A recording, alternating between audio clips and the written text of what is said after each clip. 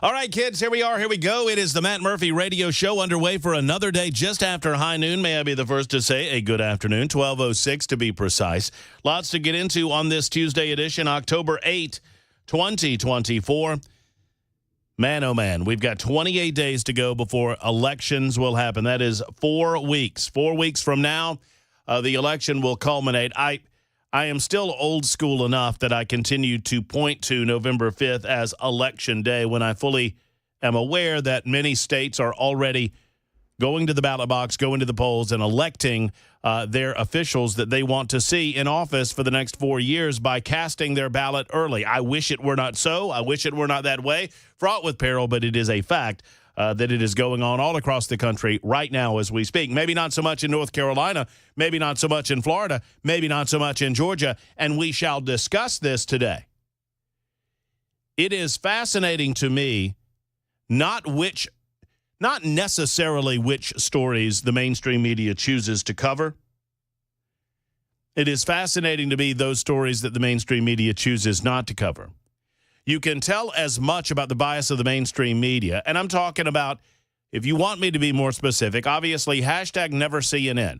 I call them hashtag never CNN because you should never watch CNN. Do not watch this garbage network. It's a garbage network full of garbage people spewing garbage. I will watch so you don't have to. It's called an occupational hazard. They pay me to do these things. Let me do them for you. Similarly, CBS, ABC, NBC, the alphabet soups, MSNBC, of course. I don't even blame MSNBC. A shark's going to be a shark. New York Times, Washington Post, et cetera, et cetera, et cetera. They are now biased in plain sight. They do not attempt to hide it. They do not mind being biased. They are subjective. They admit their subjectivity on a regular basis. But you can tell as much about what they do not cover, or rather, back it up, Murphy. You can tell as much about their bias in what they do not cover as you can in what they do. And right now, as impactful as Helene has been, impactful as Milton will be, and I understand that that is the central focus right now. We need to save people's lives. Sadly, the federal government is not coming to help. One of the more difficult things to wrap your head around is this idea that we have placed trust in the wrong people. We have placed trust in the wrong organizations. We have created an entity and put trust in an entity that by its very existence cannot fulfill its obligations. It is too slow. It is too regulated. It is too cumbersome. It cannot do what is necessary to get done to save lives in the immediate aftermath of a natural disaster of this sort. And we have to get our heads around that.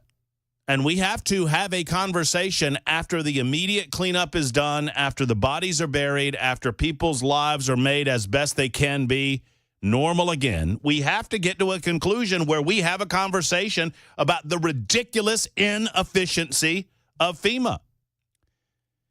And it's not just that they aren't doing their jobs anymore.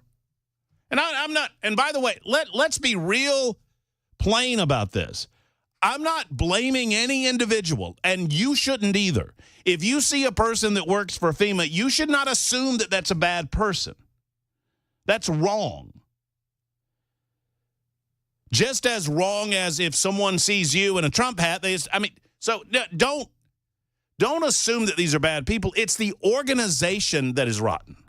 It is the organization that cannot be fixed. It is the structure and nature of the existence of the organization that is going to create chaos in times where we need solutions to problems, immediate problems. The only thing that FEMA brings with them is a checkbook. That's the only thing. And that money is borrowed against the future of the United States of America, as I said yesterday. It's not even borrowed against our children or our grandchildren or our great-grandchildren. We're never paying any of this money back.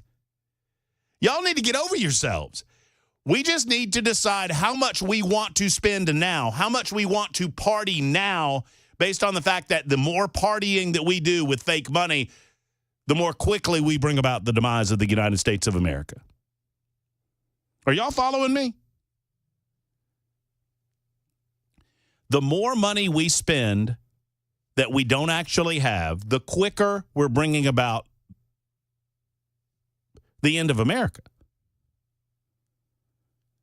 And FEMA is a great example of that. The only thing they bring with them is fake money. Oh, they'll say they bring tools and we have all of those things.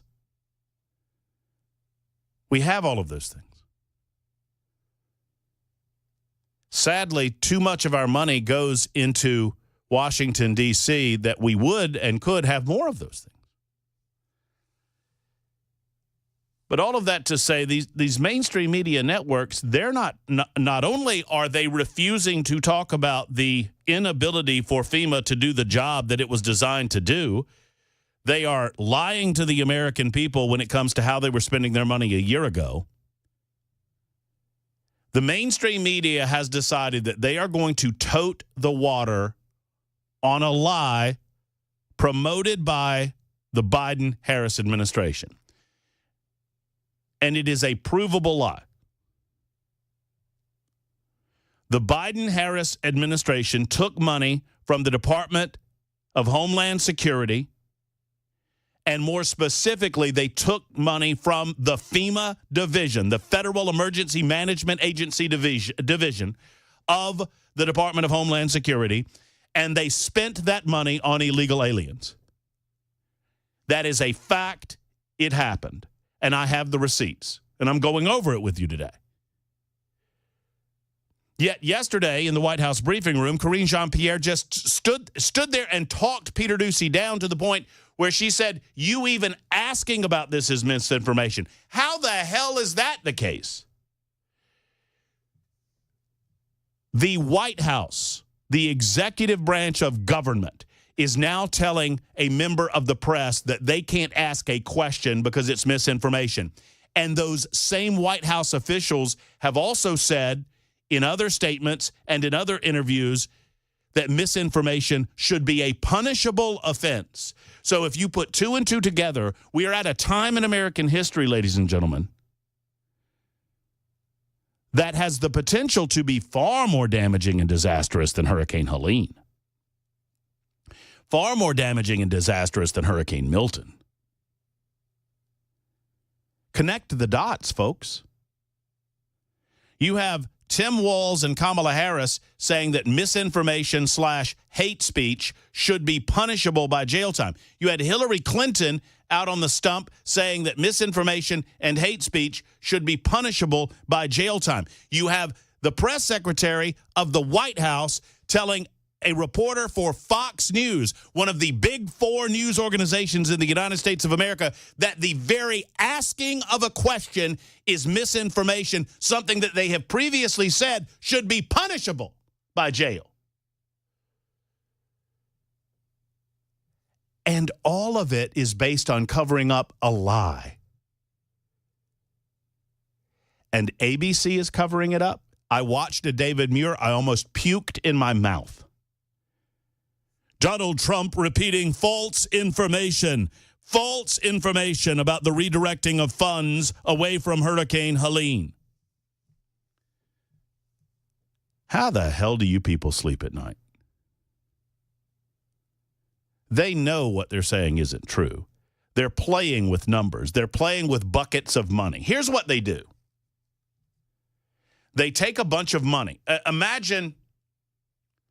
Let me see if I can get through this analogy. Let me see if this analogy makes sense. Bell K, Ken Weaver in the newsroom. Bell K behind the glass, making sure that everything that comes out of our speaker sounds as good as possible. Hello, gentlemen. By the way, I'm on a rant already. I'm sorry. Hello. Good afternoon, boys. Yes. Rant away, sir. Mr. Weaver. All right, so let's see if this analogy makes sense to you guys. So you have a pool, like a backyard pool, an in-ground pool, and it is empty. And I fill that pool with water from my hose. And then I take a clear plexiglass divider and I put a divider down the middle of that pool where I separate the shallow end and the deep end of the pool. and then I take money from the shallow end. I take a bucket, not money. I take a bucket of water from the shallow end, and then I take a bucket of water from the deep end, and I set it on the side of the pool. Is that water coming from the same place? Yes. The federal government says no. That money did not come from the same place. That's the game that they're playing. A shell game. It's a shell game, Ken. So when they tell you, oh, no, this money wasn't redirected from FEMA, that's the game they're playing. And they play it one way or the other depending on how they want to play it. So they'll take the divider out when it's necessary and wash that money together so you don't know where it's coming from. They do this all the time with political action committees in politics, by the way. I have audio of Karine Jean-Pierre, the same lying you-know-what that stood on a stage yesterday and dressed Peter Doocy down for even suggesting that any money from the Federal Emergency Management Agency was spent on illegal aliens. I have her saying that the Federal Emergency Management Agency would be spending money on illegal aliens 2 years ago. So while in the grand scheme of things, they'll just print more money, and it's what they do, in the grand scheme of things, the design is to get everybody to shut up about the inefficiency of FEMA, and they're trying to bully you to do that, victims to do that. Just know that they're lying to you. Now, the real scandal that exists regarding Hurricane Helene is this. I looked at my calendar earlier today. We are now at 12 days. Hurricane Helene made landfall on September 26th. By September 27th, Hurricane Helene had made it to North Carolina. By September 28th, everyone from Valdosta and Statesboro, Georgia, all up along that corridor of Georgia into my hometown of Thomson, Georgia. No P in Thomson, Thomson. Augusta and the surrounding areas. The hurricane then took a slight left turn and moved into North Carolina, popping Asheville, popping Fairview, popping all of those areas that we've talked about, popping Newport in Tennessee and other areas in Cocke County.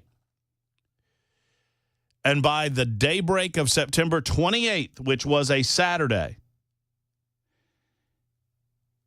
it became obvious what we were dealing with. Bell, would you care to guess when Joe Biden mobilized the National Guard, the United States military, and the Federal Emergency Management? Federal Emergency Management Agency had pre-staged. Would you care to guess?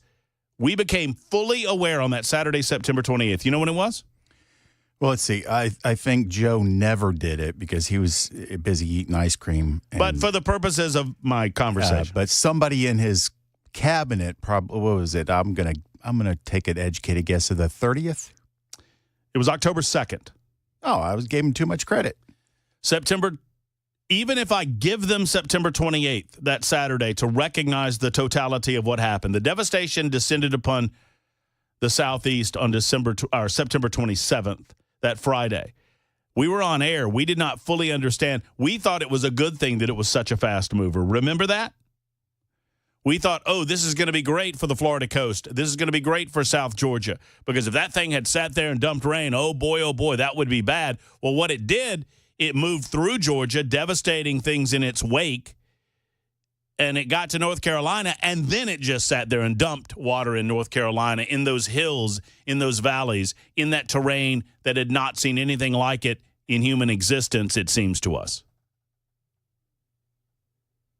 And the federal government and the Joe Biden administration and Kamala Harris, they sat there on September 28th and September 29th and September 30th and October 1st, 4 days. 4 days. On October 2nd, Joe Biden authorized the mobilization of the United States military and the National Guard. On October 3rd, that mobilization of 500 soldiers happened. On October 5th, there was another mobilization of 500 more soldiers.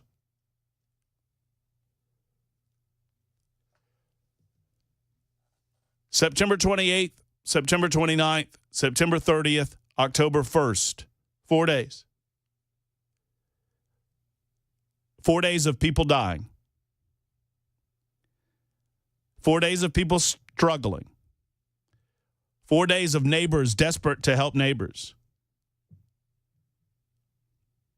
I have zero interest in being talked down to by this administration. Zero.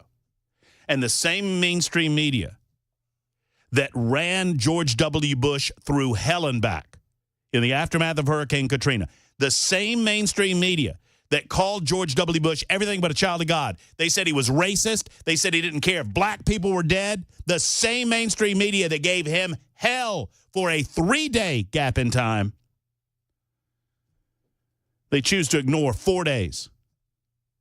4 days of the White House doing nothing. 4 days of Kamala Harris campaigning in Nevada. Even today, she's got a big-time important meeting with Howard Stern and The View. You cannot hate the mainstream media enough. They don't give one damn about you. They've got an election to win. This is the Matt Murphy Show.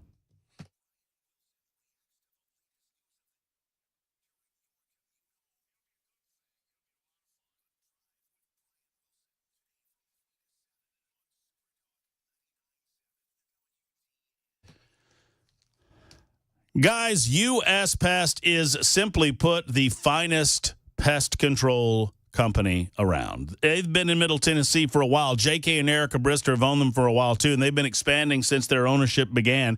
Why? Because, one, they do the right job the right way. Two, they find incredible people to work on the U.S. Pest team. And three, they've got their focus in the right place. That focus is, simply put, to keep those bugs that want to take over your property off your property. You know what? If you want the good bugs, you can have the good bugs. And some people do. I mean, some people don't mind spiders because they feel like they kill other things, and some people don't mind bees and whatnot. But if you want to eliminate them and take care of the rest of yourself, you can do that as well. U.S. Pest will kill those angry bugs, those bad bugs, like ants and roaches and, of course, brown recluse spiders and those types of things. And then we get to the really baddies, the termites that can destroy your property if you let them. Termite protection, full-service pest control, all available for you at U.S. Pest. Why not go to uspest.com to find out more? That's uspest.com. Or look for one of these fine flyers if you're watching on Supertalk TV that they leave at your door, and make a call that so many have made for a free pest inspection with U.S. Pest. 590-1260 is the number, 590-1260, or uspest.com.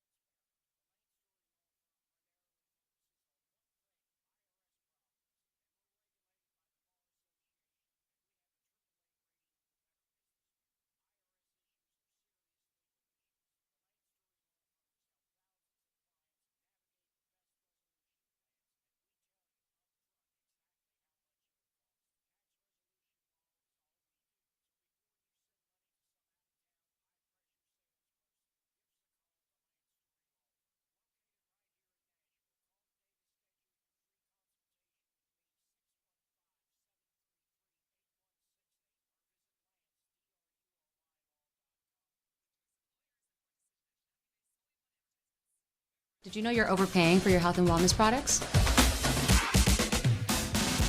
With over 20 company-owned brands offering its members vitamins, supplements, wellness, and skincare products, you're able to save up to 70% off retail. Members Nutrition can't change your life, but we can change the way you live.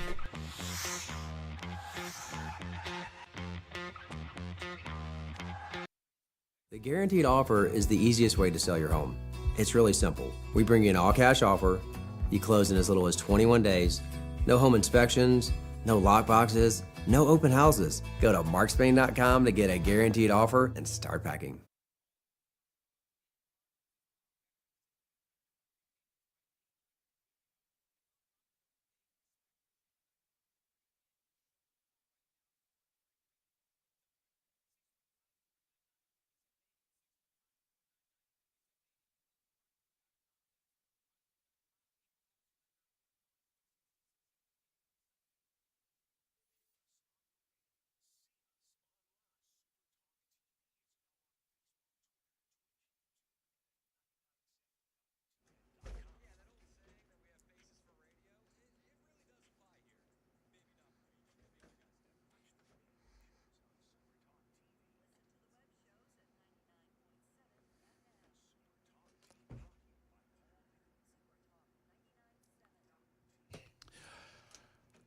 The Dr. Gill Center for Back, Neck, and Chronic Pain Relief is located in Franklin, but within the sound of my voice, well worth the drive. Let's talk about what they can provide. You know, when Dr. Gill first came to Tennessee, he brought with him a lot of experience in chiropractic care. He also brought with him spinal decompression. It did not exist before Dr. Gill brought it. Well, I mean, it existed, but Dr. Gill brought it to Middle Tennessee as a way to help alleviate pain and suffering for so many of us. I've utilized spinal decompression technology in my upper neck and in my lower back, and it has relieved my back pain to the point that I'm able to go outside, do outdoor activities, get out, work in the yard, go play golf, all pain-free without having to pop pills. I was popping a lot of pills, sadly. I mean, you know, over-the-counter type stuff, pain reliever type stuff, but I was tired of it. I wanted a natural solution, and that's what Dr. Gill brings. So whether it's back pain, neck pain, knee pain, hip pain, elbow pain, wherever it hurts, the Dr. Gill Center can help you. Let's go ahead and make the call that so many others have made and start that pain relief right now. You'll get an appointment, x-rays, a complete review of findings, and your first treatment for less than $50 at the Dr. Gill Center. 615-882-4838, 882-4838. The Dr. Gill Center for Back, Neck, and Chronic Pain Relief in Franklin.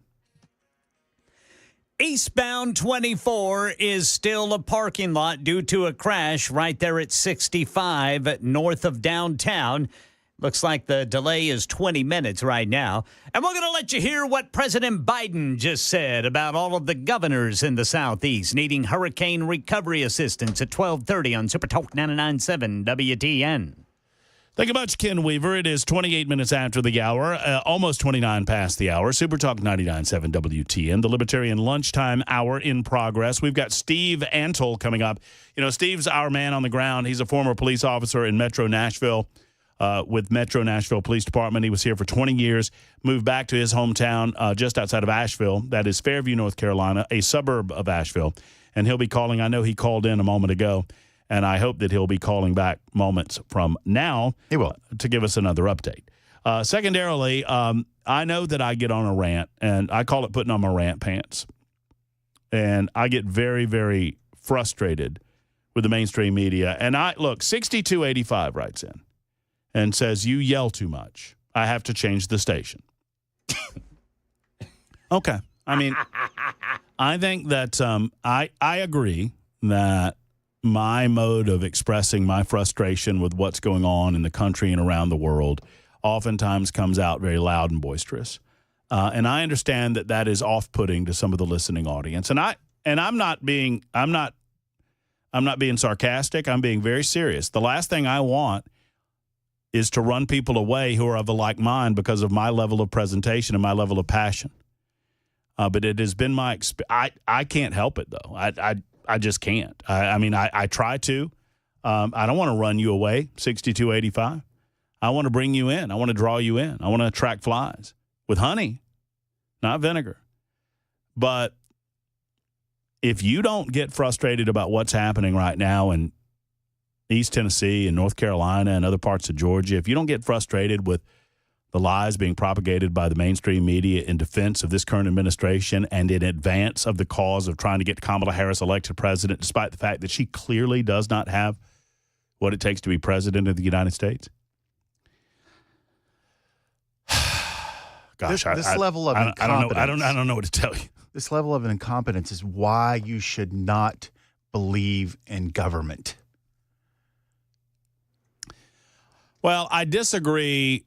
I mean, I understand the sentiment of what you're saying. I mean, I agree. I believe that you have to have some form of government. I do not believe in anarchy. But because anarchy, the wolves are going to just eat all the sheep. But you don't have to have faith in government. And there's too many people out there that just blindly trust that this mechanism is going to take care of them and save them. Government should be a basic citizen or civilian structure, and government takes up way too much of our energy and our emotions and our time, and we put way too much faith in it. More coming up in just a moment. We'll talk with Steve Antle about what is needed in Fairview and the surrounding communities in North Carolina. We've been talking to Tennessee. We've been talking to North Carolina. We're going to talk to Georgia later on today as well. An official from McDuffie County, my hometown, will be on to discuss with us the goings-on there. It is 12:30 on Super Talk. Real quick? Yes. Matt Murphy Show. Oh, sorry. Now with even more FEMA criticisms whenever possible. I would like to let Ken Weaver know. I was trying to get to the news, but Bell had to get to my title, which I didn't get to in the first segment of the show. So Now are we good now? We're good. Well, you and I are good. I don't know about Weaver. Here he comes.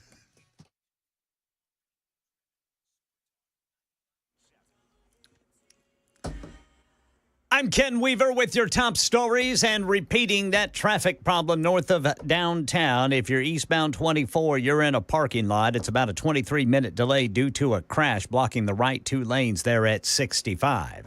Full forecast coming up in 5 minutes.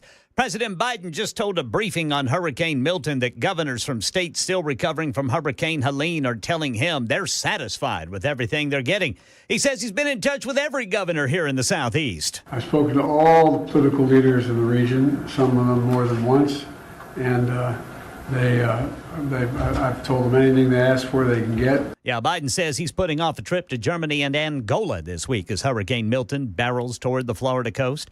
Right now in Tennessee, new rules have been filed that could make hemp flour illegal to buy by the end of the year. The new rules take into the account the amount of THC in flour after it is burned instead of before it is burned. The new rules by State Department of Agriculture go into effect on December 26th. And a new study in JAMA, the Journal of American Medical Association, suggests that taking blood pressure the wrong way can lead to a wrong diagnosis of hypertension. Sherry Preston explains the right way to do it. For the study, blood pressure readings were taken one of 3 ways, with the arm resting in the lap, dangling on the side, or on a table with the arm level with the heart. That last way is the proper way to take your blood pressure. The other 2 ways, sometimes common at doctors' offices, led to higher number readings, and that could result in a misdiagnosis. Entertainment news, Keith Urban is going to headline and co-host Nashville's New Year's Eve Big Bash Live from Music City. The 5-hour star-studded special will include Kane Brown and Jelly Roll performing at Bicentennial Park. More details to come. That's the latest news. Weather's next. I'm Ken Weaver, WTN News.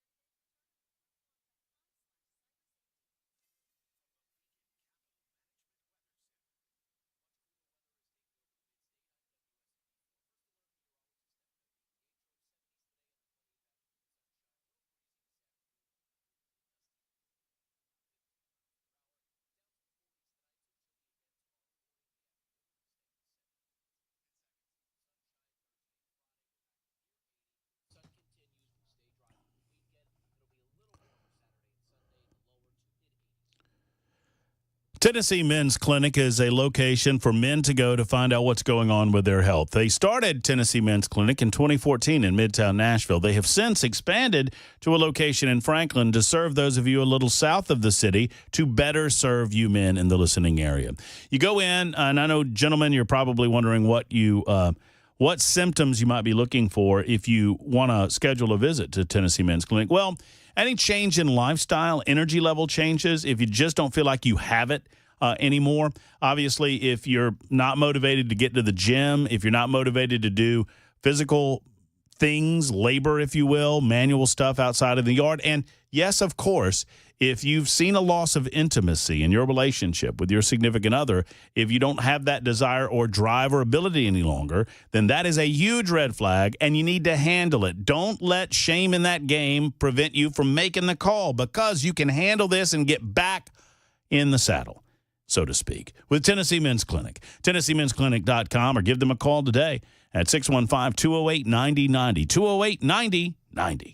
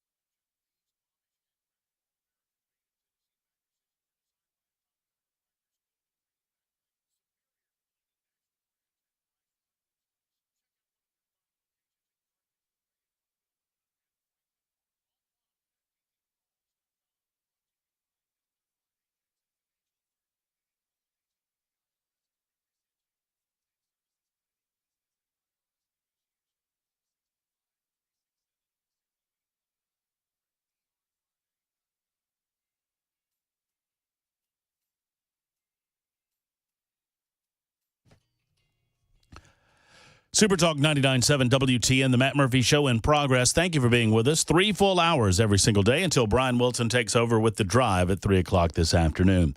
I failed to mention it's episode 667. Bell K gave us the title of the episode on Supertalk TV, brought to you by U.S. Pest, YouTube, Facebook, Twitter, Twitch. We got 28 days to go before the presidential election culminates on Election Day. And it is Locks for Trump Day 220. I've been growing out my hair for 220 days in anticipation of a new president-elect. I started this when there was a possibility of having crazy, sloppy, Sleepy Joe for the next however many years he is on this mortal coil. But now we will definitely have a new president-elect coming up on November 6th. Let's pray God it is not Kamala Harris. Hey, Joe made an appearance earlier today. Did you see him? On the FEMA FEMA call. It was nice. He's out there taking care of business, baby. Oh man, he's taking calls from Kamala Harris. Is this not weird that like we've got another hurricane coming, we've got Milton coming. Ron DeSantis is in constant communication with FEMA, in constant communication with the Florida Emergency Management Agency director, in constant communication with even Joe Biden. Joe Biden said this morning that he had a conversation with Ron DeSantis. And Kamala Harris is running around whining and complaining that Ron DeSantis won't answer her call. He won't answer my call. He's being selfish. When I thought he talked to the decision maker. Why would he need to talk to her? Yeah, hey, lady, I just talked to your boss. We're good. And by the way, Ron DeSantis said, I got my phone on me all the time. Nobody in my administration has gotten a call from Kamala Harris. Nobody. If she's calling, if she thinks like Joe's got Kamala, call Joe and get Ron's number from Joe and then call Ron. Because apparently you don't have the right number. Because Joe's got Ron's number. So if you want to talk to Joe, he can give you the number to Ron, then you can talk to Ron. Or better yet, why don't you sit down and shut up and let the grown-ups work? Why don't you go back to The View and to Howard Stern? I'm speaking. All right. On a much more important topic. Our man on the ground in Fairview, North Carolina, and really by extension that entire area from Hendersonville, North Carolina, through Fairview, Bat Caves over there, Chimney Rock is near there, and, of course, Asheville is Steve Antle. And several of you are like, how do you spell Antle? Antle is like mantle without the M. That's the way Steve has described it to us. He is a former police officer in Metro Nashville, and he is now a resident of Fairview, and he's kind of our eyes on the scene over there, and he is so gracious with his time to give us a call back. Hey, Steve, how are you? Hey, Matt, how are you today? Wonderful. You doing all right? Yeah, we started our day like normal. We made our rounds. We are currently sitting on the side of the interstate talking to you, headed to the church to load up, and then we'll do our afternoon deliveries. I'm actually sitting off of a rest area, and they have the rest areas closed, and it's solid tanker trucks. It's just nothing but fuel trucks at the rest areas, and they're actually camping there. So this is like a fuel depot for them. So they're just waiting to be able to get in to refuel some of these places so people can get gasoline? Yep, they're running in and out, and they need a place that's accessible to the highway. So they just closed off the rest areas, and they're using those. Well, that's good. So give us the 24-hour update. What's been going on? What do we need to know? All right. So as of this morning, I was told directly from the people in charge that they retrieved the last person that they're going to retrieve from the closed off area. That was last night. They have opened half of the restricted area, and the other half is going to remain closed indefinitely, not because of search and rescue, but now because there's 5 points in the road that goes out to that end of the valley that is unsafe to travel. So they will allow people in there, but it's only going to be on four-wheel drive. You can't take a vehicle past the checkpoint. But now the other half of the valley, they have opened that up, and I went up there this morning. We went up to another forward distribution center now has opened up at Nesbitt's Chapel, which is a little church way up in the mountains. I couldn't even begin to tell you how remote it is. But we were up there this morning, and we're working on a list for them. And so that's going to be another supply depot that we're going to be servicing. I did want to say the other issue I'm dealing with, we're running into a problem with a glut of donations right now. And this has been a struggle since late afternoon and then today that I'm having to figure ways around. So our church is at capacity. We no longer can take donations at this moment. So our pastor has put it on pause for a couple of days. This morning's delivery was already scheduled, so it went to one of my personal storage units near where I live. So that stuff's going to stay there, and it's actually in Fairview, so I can draw off the stuff there easier. But we're looking for right now, been trying to line up. I used to work after I left law enforcement, I worked in logistics for many years, trucking and freight brokerage type work. And I'm reaching out to people in the logistics world. I need a couple of drop trailers. I just need a tractor trailer, van trailer that's empty, a 53-foot, just brought to our church and just left for us to put stuff in, take stuff out. It's basically like a storage unit on wheels. They do this all the time in the freight management world. So I have been trying to do that. The problem is the freight companies are all screwed up because of the storm too. So it's been a struggle. I'll take a pod if I can, but they're in short supply too. The portable storage units. And I've also got Roger working on trying to find us some warehouse space, donated warehouse space down in the Greenville, South Carolina area, which is an hour south of us.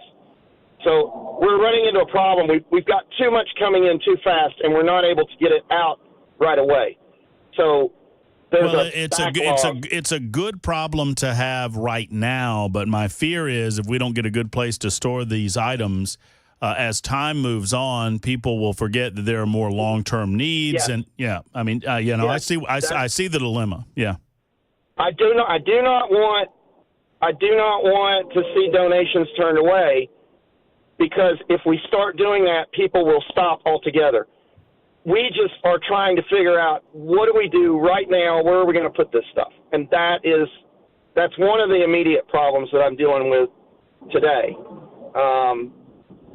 I've got another shipment coming into a different church today that was already pre-scheduled, and that was an 18-wheeler. And we just left there a minute ago, and they're prepared for that truck. So that's not an issue. That's, off my table for today. So now I'm going to go out to our church, load up the rest of the stuff, and then we'll be going back out to Spring Mountain and Nesbitt's Chapel and Fairview Volunteer Fire this evening. Yesterday, our last delivery, we had to go out to Spring Mountain to drop off a 300-gallon tank of water, and that was fun, trying to get it off a tilt trailer. But luckily, we had somebody came down the road with a skid steer and fork, so hey, hold on, Steve, hold your thought here for just a second. I'm gonna loop Jonathan in, who is in Lebanon. Hey, Jonathan. Yeah. Hey, you're on with Steve right now and Matt Murphy. You doing all right? Yes, sir. How about you? I'm doing great. So you're listening to Steve talk on the radio. Talk to me. What do you got? Hey, there's a gentleman in Lebanon. His name is, the guy that owns the place, his name is William Shipper. He owns Shipper's trailers. He rents out the 53-foot trailers, 40s, containers, stuff like that. And I know his last name Shipper, Shipper? Yeah. I know he's been sending some trailers out there, like donations, but you might contact him. He might give up a trailer or two, because he owns several, trailers, and he's been trying to help all that he can. But I would definitely contact that company, Shipper, and ask for William. The name of the company is. No, go ahead. Yeah, we were doing the same thing, Steve. Jonathan, the name of the company is Shipper. If you Google Shippers, I'm sure it will come up. Shippers, okay. Lebanon, Tennessee. Okay. Yeah, but, I'll find it. No, that's a great tip, Jonathan. Thank you for making it. Okay, Shippers, we're going to find this. I mean, this is the way we do it, right? This is the way that neighbors help neighbors in these time of need. She's found it. She's Googling it now, I think. Okay. And talk to William. We'll locate it. Yeah. Talk to William, and if he wants to help, that's a great love connection right there. Steve, have you noticed progress? Just and I know we talked to you just yesterday, but people want to know: has there been progress? Just in basic ability to get from here to there, in movement of debris, and where are we in terms of? You mentioned yesterday, and it's always a very, very sad day. It's an important day, but it's always a sad day when things move from rescue to more of a recovery scenario. Have we gotten there yet? Yeah, that's from what I was told this morning. That's officially done. Okay. And when I went up to the checkpoint, the police checkpoint this morning, all there was one cop sitting there, an out of county sheriff's deputy sitting there. Every day I've been there up till yesterday, there's been like a ton of equipment and multiple vehicles. And this morning when we were coming back down the mountain from the checkpoint, we had probably 20 U.S. Army four-wheel drive vehicles stacked with stuff all the way and strapped on their roofs with soldiers that were headed out there. And I think that was the Corps of Engineers trying to look at what they got to do to rebuild that road. They're carrying supplies to the people, but their purpose, I think, was to figure out what they're going to do. I did want to tell you this too. When we were out of Spring Mountain last night, I ended up getting hijacked into loading these generators. Well, I asked Laura how did they get these generators, and she said a Chinook came yesterday afternoon, and they unloaded 32 brand new generators. They dropped them out of the helicopter there, out of the back ramp. And those generators came from Samaritan's Purse. I cannot say enough about these people. Franklin Graham, Samaritan's Purse.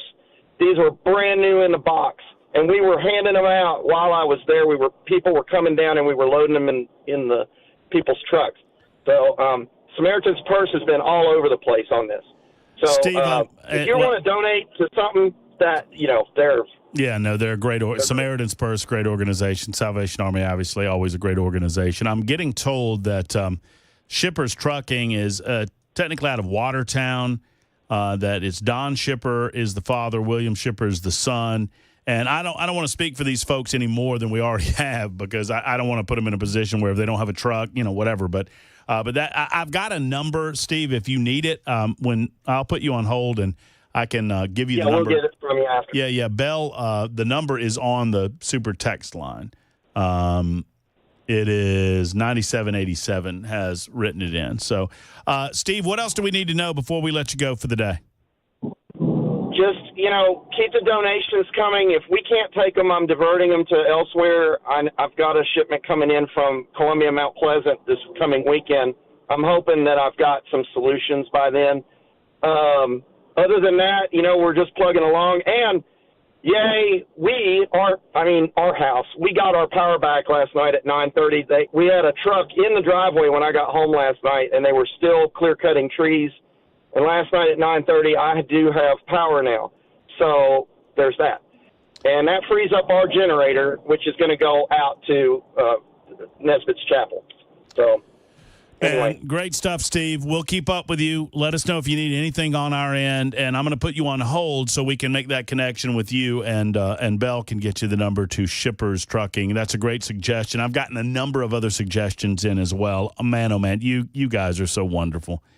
I absolutely love this community. I love our neighbors. I love Middle Tennessee, and I love what you're doing for your neighbors over to the east, because a lot of you are contacting me, go, what about this trucker company? What about that trucking company? So I'm going to try to make a list of all of these and figure out how to get them to the people that need them. If that is our need, whatever our need is, we're going to fill that need. That's what we do for our neighbors over in East Tennessee and Western North Carolina. 615-737-9986. Back after this.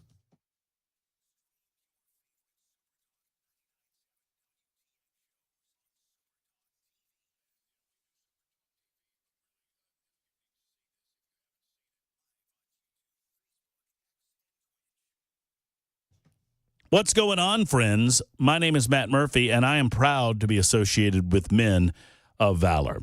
Men of Valor is a wonderful organization that helps individuals who have found themselves in a bad way.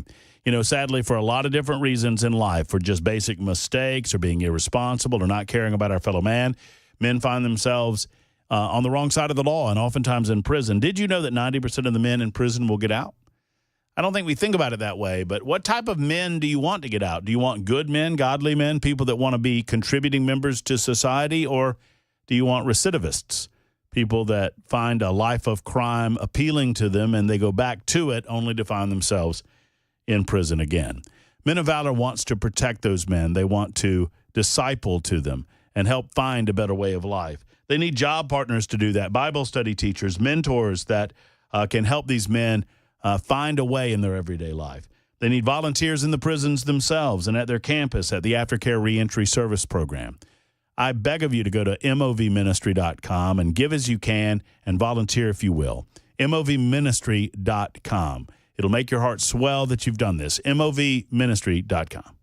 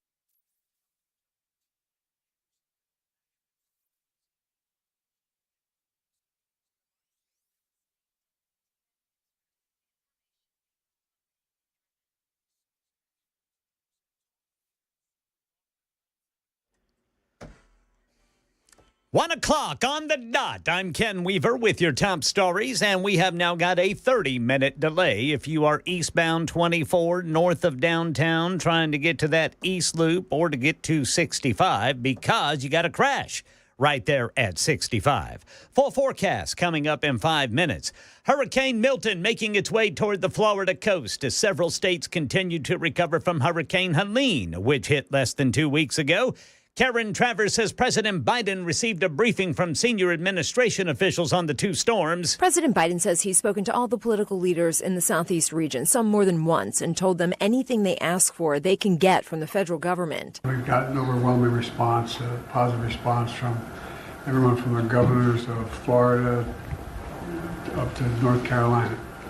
And mayors, leaders, local have expressed their sincere gratitude for the work of FEMA and for the work of my entire administration. The president said he gave state and local officials his personal cell phone to reach out over the next several days as Milton makes its way toward Florida. President Biden headed to Milwaukee to announce more funding for lead pipe replacements and drinking water upgrades. Aboard Air Force One on the way to Wisconsin, EPA Administrator Michael Regan talked about a landmark rule that President Biden's also instituting that would require water utilities to replace virtually every lead pipe in the country within 10 years. This rule will mandate that every single utility in this country identify the sources of lead service lines and remove them within the 10-year window. Here in Tennessee, new rules filed by the State Department of Agriculture could mean hemp flour can no longer be sold legally by the end of the year. News 2 says the only thing that could potentially halt it would be a lawsuit, according to Alex Little, an attorney with the Nashville-based Hemp Law Group. So if a lawsuit does happen, it'll be up to the court ultimately as to whether the department has properly sort of regulated these items or whether the regulations they're trying to enforce are actually inconsistent with the statute that was passed last year. Those new rules take effect December 26th. Uber is launching some new features aimed at making the rideshare service a little more environmentally friendly, says Mike Dubusky. Uber is rolling out a new EV preference setting, which lets users hail electric vehicles by default. It's also rolling out a new chatbot that it calls the EV Mentor. It uses artificial intelligence technology from OpenAI, and it's designed to answer questions about electric vehicle ownership. Uber has set a goal of becoming a zero-emissions platform by 2040. That's the latest news. Weather is next. I'm Ken Weaver, WTN News.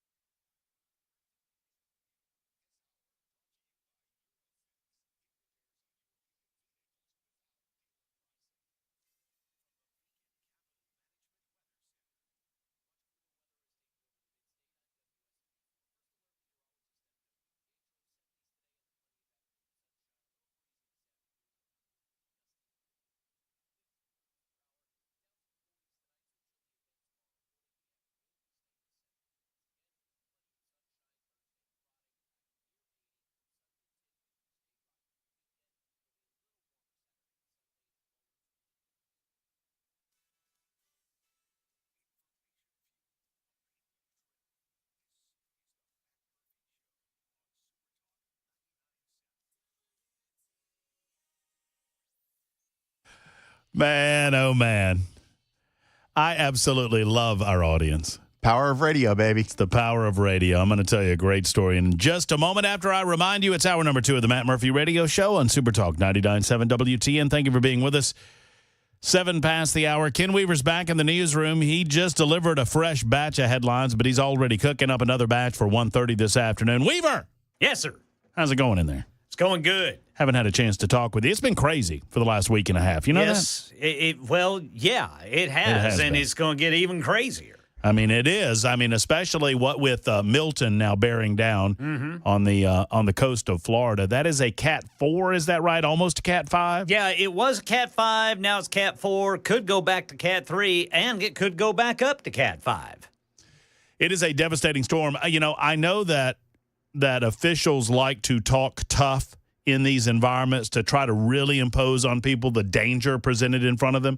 But did you hear that official out of Tampa? I think it was the mayor, but I'm not sure. Said, let me just be real clear. Oh, yeah. Yeah, you're going to die. If you stay in Tampa, you're going to die. Yeah. I don't think you can get any clearer than that. Yeah, that's Mayor Jane Castor. There you go. So y'all be careful if you're listening to us in any affected area. And obviously, we're still cleaning up in the aftermath of Hurricane Helene. By the way, I have an update. This is what I was laughing about coming back on the show. So we've been talking to Steve Antle, who is our man over in Fairview, North Carolina, just south of Asheville. He is on the scene in Hendersonville and Bat Cave and Chimney Rock and Fairview, and he's giving us incredible and valuable information, trying to cut through the rumor, cut through the internet clutter, and get to the real deal. He's been our guy, and he said, you know, one of the things that we are in need of, we're in need of trailers to get this, long-term storage, not long-term as in years and years, but months and months perhaps, storage of some of these goods that are being provided because people are going to need them for the next several weeks and months, and there's no place to put them any longer. And immediately we got a note about a company out of Watertown, Shipper Transport, and I have now, William Shipper, the owner of the company, has now emailed me saying, hey, I'm good. Here's my number. Let's go. And so we have put those two guys in contact, and hopefully that's gonna help the situation. So they are running load. William says they're running loads out of Lebanon to East Tennessee into Western North Carolina, and he's going to get. We're going to.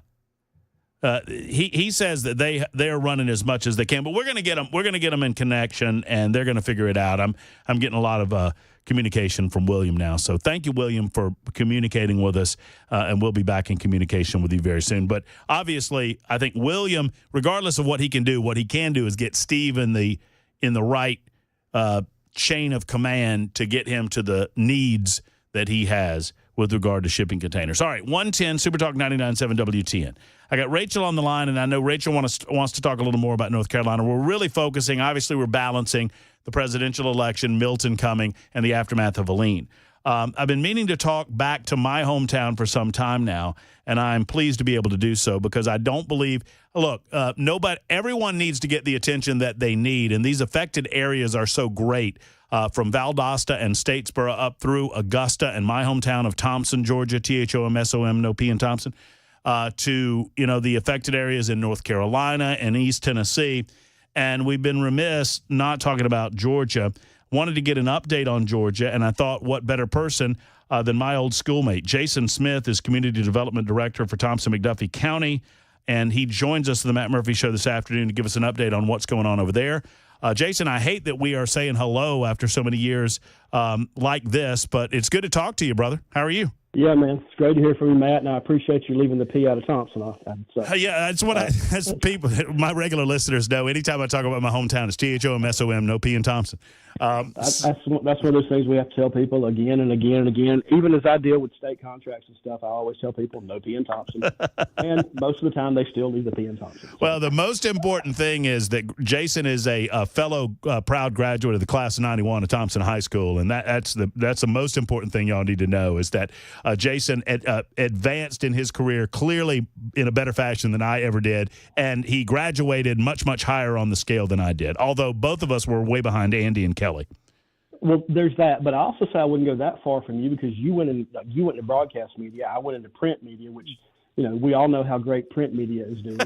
And, so let's not talk about career decisions. I was fortunate enough to get out to go into healthcare marketing for a little while before I came back to government. So I wouldn't say I went that far. Well, you shut it down. We can talk about that one of these days. Smith was there to close the lights down. That's exactly right. All right, so tell me, give us just a kind of a 50,000-foot view of the central Savannah River area, Augusta, Thompson, and the surrounding areas. What's life like that right now? We're finally getting back to, I will not say anything near normalcy, but we're getting back to life, I guess. We're still having shortages of gas in some areas. My wife, who says hello, by the way, my wife called me just a few minutes ago. She's taking our daughter to Atlanta for some softball stuff, and she said she tried to stop to get gas leaving town, and the gas stations were at one of the gas stations that was out here. So, we're still facing some of that. The biggest thing we're facing right now is some power issues. We have two companies that serve us, Georgia Power being the larger one, and then the smaller regional cooperatives of Jefferson Energy. Georgia Power has got most of their customers back on Jefferson Energy because most of their customers are in the more rural areas, is having some issues getting them connected. We're hearing that some of those people may not be back for 3 to 4 weeks. Matt, you and I have known this community for 50 years, and we have never seen anything like this. I cannot understate the damage done here. We were talking, Governor Kemp came through last week and had a conversation with him about the issue we have here is we've seen storms here before. We've seen severe storm damage here before, but it's always been exceptionally localized. It's been a square mile here, a square mile there. Matt, this runs from county line to county line for both McDuffie County, which Thompson is in, our neighboring counties in both Warren and Columbia and Richmond County. It runs county line to county line, and it is massively destroyed. Georgia Power estimates that they have 8,000 power poles down in the state. They've never seen anything like this before. We've never seen anything like this before. And in growing up, I remember when we were growing up, the fear was a hurricane out of the Atlantic. That's the fascinating thing is that, this came from the Gulf of Mexico and was so fast moving that it just barreled right up the state of Georgia and just dumped onto Augusta and the surrounding communities. It still was between a Category 1 and a Category 2 hurricane when it came over, and it came over in the middle of the night. We had crews out responding to it, and some of our crews, especially our fire and EMS crews and police, had to shelter. We had a fire crew that literally had to go into the hospital to shelter because they were out on a call when the worst hit. Wow. This is one of those things that you can't prepare for. You can expect, but I don't think any of us could ever imagine the breadth of what happened here. We were without cell phone service for a full 2 or 3 days. And when it did come back, it was up for an hour and down for 5. We're finally back with cell service being mostly with us now. Our internet, most of us have Comcast here. We have no idea when it's going to come back. They've told us the 19th, but, who knows? There's that level of destruction here. And we have been very fortunate in McDuffie County and Thompson that Georgia Power responded with nearly 500 crews just to our community to start repairing. GEMA has had boots on the Georgia Emergency Management Agency has had boots on the ground here with their people, and they have been so responsive. They set up a clearinghouse for shipping out water, tarps, meals ready to eat, MREs, and ice, and just fulfilled every request we've sent to them. We have seen representatives from FEMA here. We've seen representatives from the Red Cross here every day. We had one of the days last week we served about 1,400 meals here. So our community's getting back to it. This is going to be one of those things that you get back to a certain level of normalcy, but it's going to be months and months before we get back to what our community no doubt is normalcy. No doubt. So where would you estimate from the power/water and I know you kind of mentioned that embedded in the answer, but where are you? I mean, how many people are currently, are there still people without power? I would expect. And how many of those folks are there, would you guess? So right now I'm looking at data as we speak that's current as of 6 minutes ago. We're at 18.5% of our community is out right now. At the peak of this storm, we were between 85 and 90% out when it hit. Georgia Power is down to just 17 customers out in the community. Jefferson Energy still has 2,100 out. And there's about 11,000 power customers in total here. So we're getting back to it. And like I said, those 2,100 customers for Jefferson Energy are largely rural. They're in areas where you've had, massive swaths of trees taken down that have also taken out the infrastructure they're in. To give you a little insight on this, Jefferson Energy has their system based out of substations, which then powers to homes. Jefferson Energy has 4 substations in McDuffie County. As of when the storm ended, all 4 of their substations had sustained catastrophic damage and needed to be partially rebuilt. So there was not only could they not connect to homes because power poles and lines were broken, they couldn't even get to the front end of their system to get power to the substation to get to those lines. Wow. So they had to get those substations back up.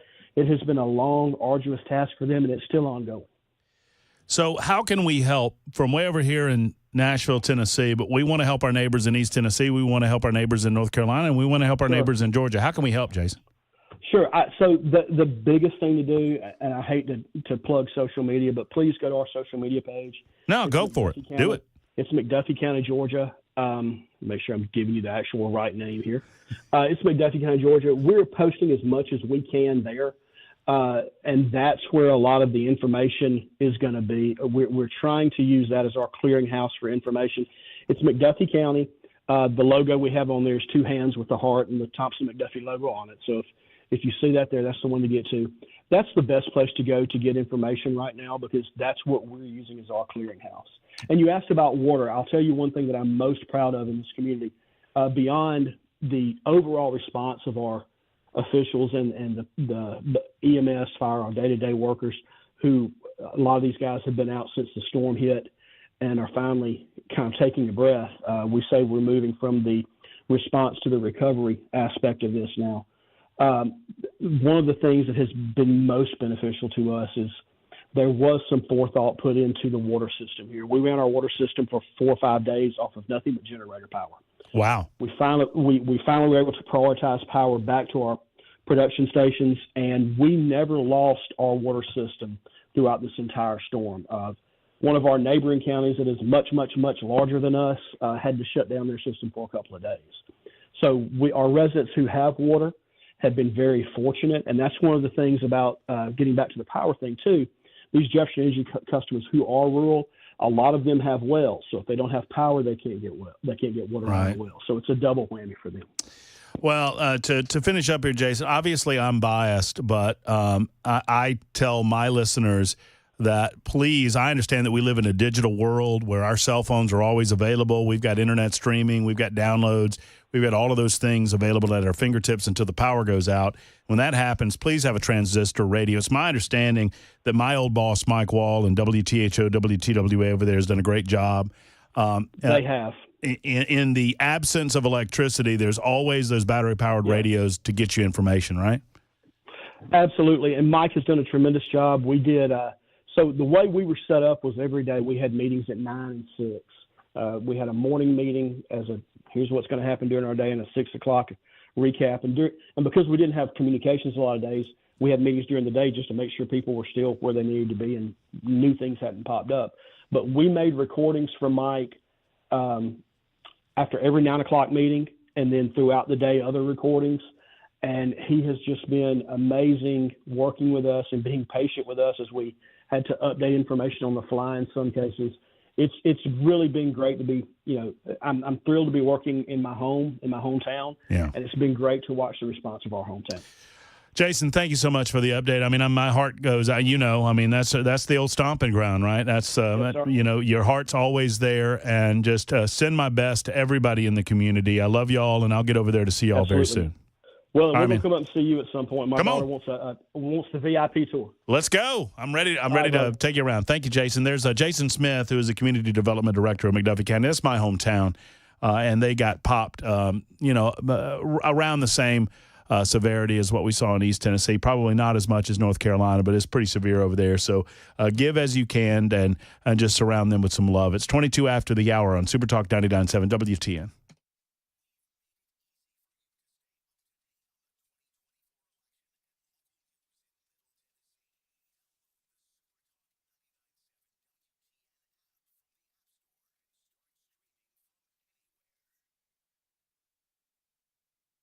Hello, friends. It's Matt Murphy, and I'm so pleased to be associated with the Craft Body Scan folks. They do such great work, and folks, they've got a great special to talk to you about with Craft Body Scan. Craft Body Scan for the month of October is running an incredible special with their full body scans. Now, I've done this, friends. I've done the full body scan, and their anniversary is this month. They are 7 years old, seven incredible years helping people take control of their health. And as a gift, they're giving it to you. You don't give them a gift. They give you a gift. That is the gift of $700 off their full body scans. Now, I've done this. It's an amazing opportunity, friends, because it goes through areas like your chest, your heart, your lungs, your stomach area, your pelvis area. It evaluates bone density and so much more.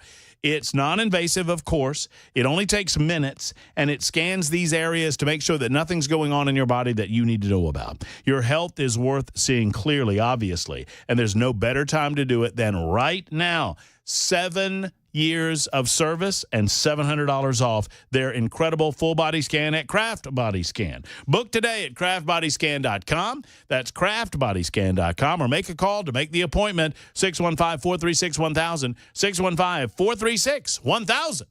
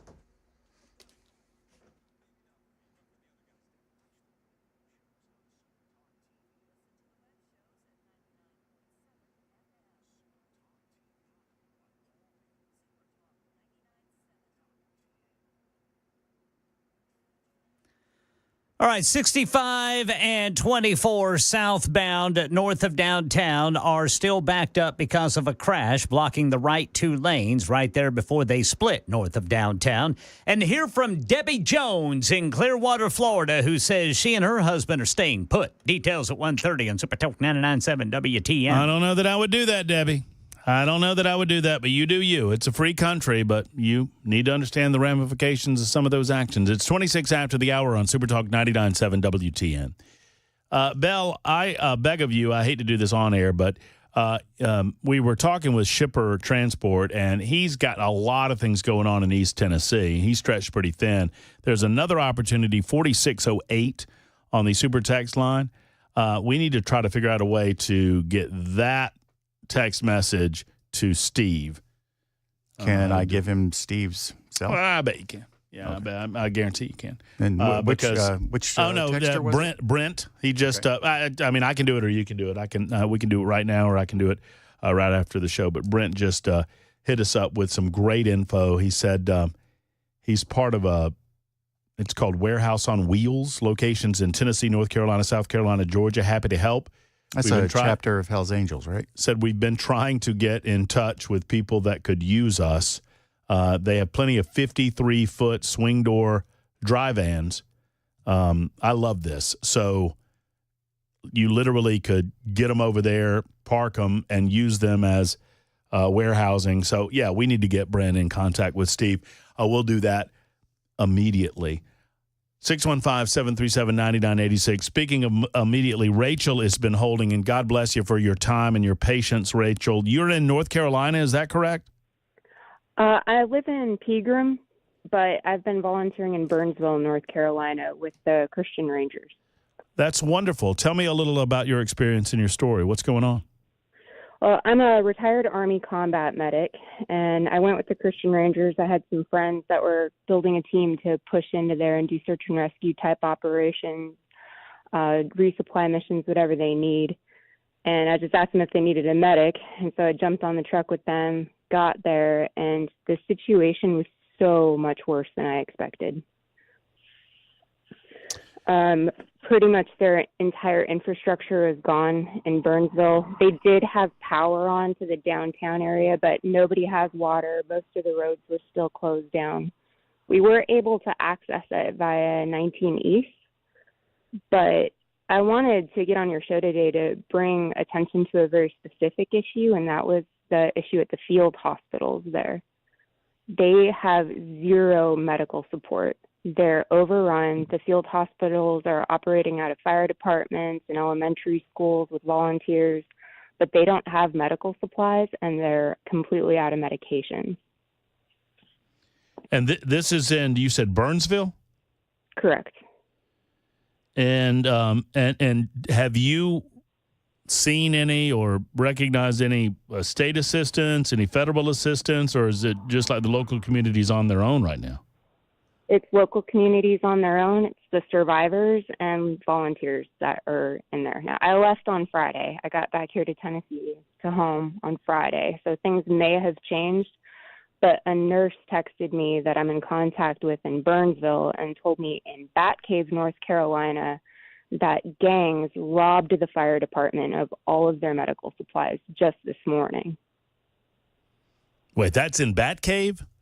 Batcave, North Carolina. All right. Yes. Well, I mean, my goodness gracious. All right, I'm writing this down because I just want to, I mean, not that I don't believe you, Rachel, but I want to corroborate that and try to get more info on that and see what's going on there. So you're getting a report that there's been a robbery of medical supplies in Batcave. Yes. There were robberies in Burnsville as well while I was there. Teams that were trying to push up and get supplies to the folks in the mountains were getting robbed at gunpoint by gangs.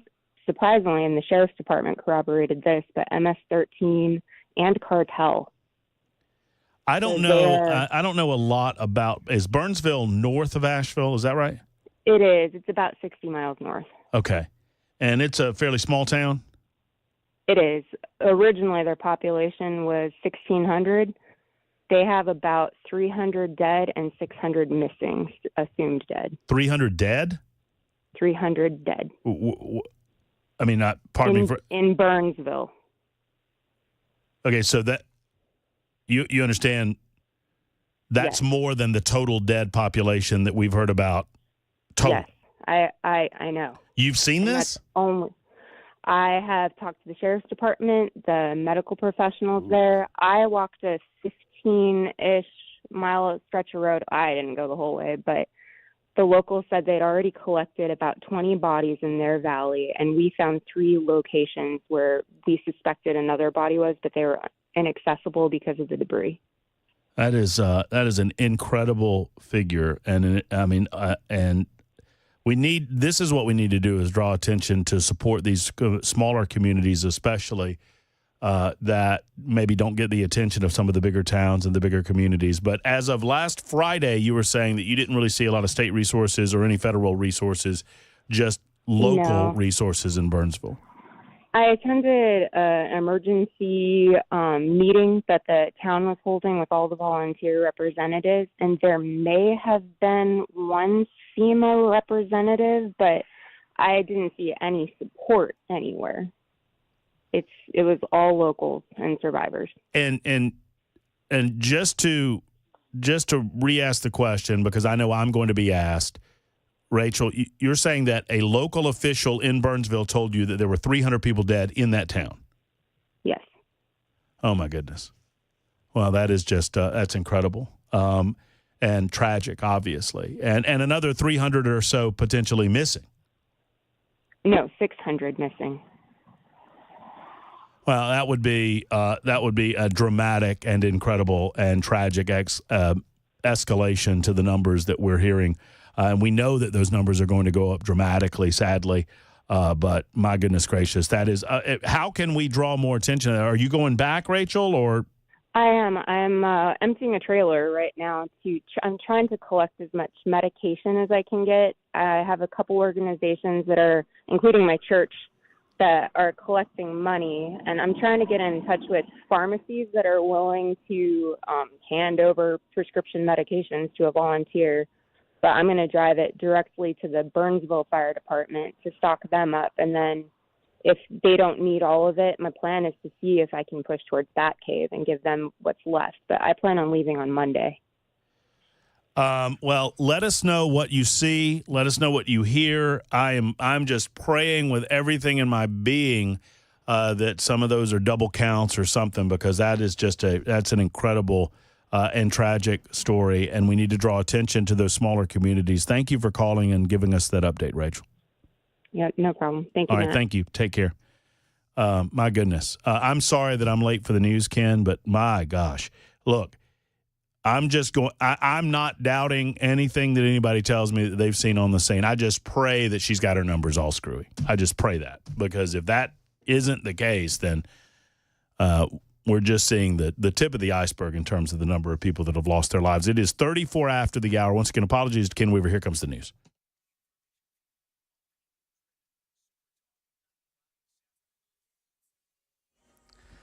I'm Ken Weaver with your top stories. Checking traffic. Looks like we're still bumper to bumper at times. If you're eastbound 24 there, north of downtown, where you meet up with 65 because you've got the right 2 lanes blocked by a crash. Full forecast in 5 minutes. Plenty of Florida residents are heeding evacuation warnings from state officials and getting out of Hurricane Milton's path, but not everyone is taking an evacuation route. Debbie Jones and her husband Trevor say they're staying put in Clearwater, Florida, saying they want to wait the storm out because they feel their house is outside the flooding zone. We survived a storm, the last storm. Unfortunately, we don't have a trailer to get the boat off the water. We're anchoring the best we can. We're tying it. There's not much at this point we can do. Israel says it looks like the man next in line to lead Hezbollah is dead. Hashem Safadine was the apparent successor to longtime Hezbollah leader Hassan Nasrallah, himself assassinated in an Israeli strike late last month. More from Patrick Revel in Beirut. Israel is saying it was believed he was killed in a huge strike here last week. It's true that Safieddine has not been heard from since then, and Israel is now saying that he was killed, that they believe he was almost certainly killed, and they are being triumphant and saying that this is a huge blow to Hezbollah, and that is correct. It is a shattering blow to Hezbollah, which was already reeling from the loss of Nasrallah. Right now in Tennessee, new rules have been filed that could make hemp flour illegal to sell by the end of the year. News 2 says the new rules mean that a product's THC content, the part that gets you high, would be determined by how much is in a product when it's burned instead of before it's burned. This new rule takes effect on December 26th. And entertainment news. Keith Urban Urban's going to headline and co-host this year's New Year's Eve Live, Nashville's Big Bash from Music City. News Channel 5 says Kane Brown and Jelly Roll will also perform at Bicentennial Park. More details to come. That's the latest news. Weather's next. I'm Ken Weaver, WTN News.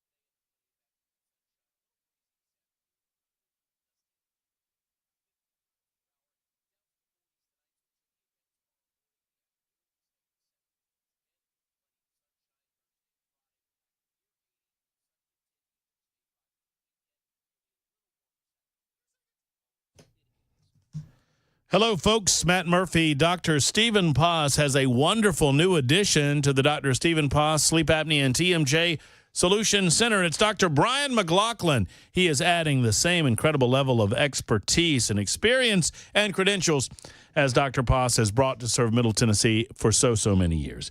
For those of you who cannot wear a CPAP machine, you might think that you have to suffer with sleep apnea. You do not. If you're not sleeping well at night and you don't know why, the possibility exists that you are one of the 25% of Americans that has a form of sleep apnea and you don't know it. I know I was that person. I did not know that I had sleep apnea until I took a sleep apnea test. Have you taken one? And if you do, I'm here to tell you there's an FDA-approved device that is far, in my opinion, superior to help mild to moderate sleep apnea than a CPAP machine. I simply could not wear a CPAP machine, but I can wear my mouth device. It goes in, much like if you watch a football game, football players put the little mouthpiece in. They're in network with BCBS, Aetna, Cigna, United Healthcare, Medicare, and a preferred provider with TRICARE for the military. So that means that right now is a great time to call because you've probably met that deductible over the course of the year, and you have an ability to get in and get your FDA-approved device and sleep better tonight. 2 locations to serve you for your convenience, Brentwood and Murfreesboro. DrPaas.com. It'll take more than one day, by the way, for the mouthpiece. I don't want you to think you can go in today and get it tonight because I said that. DrPaas.com. That's DrPoss.com.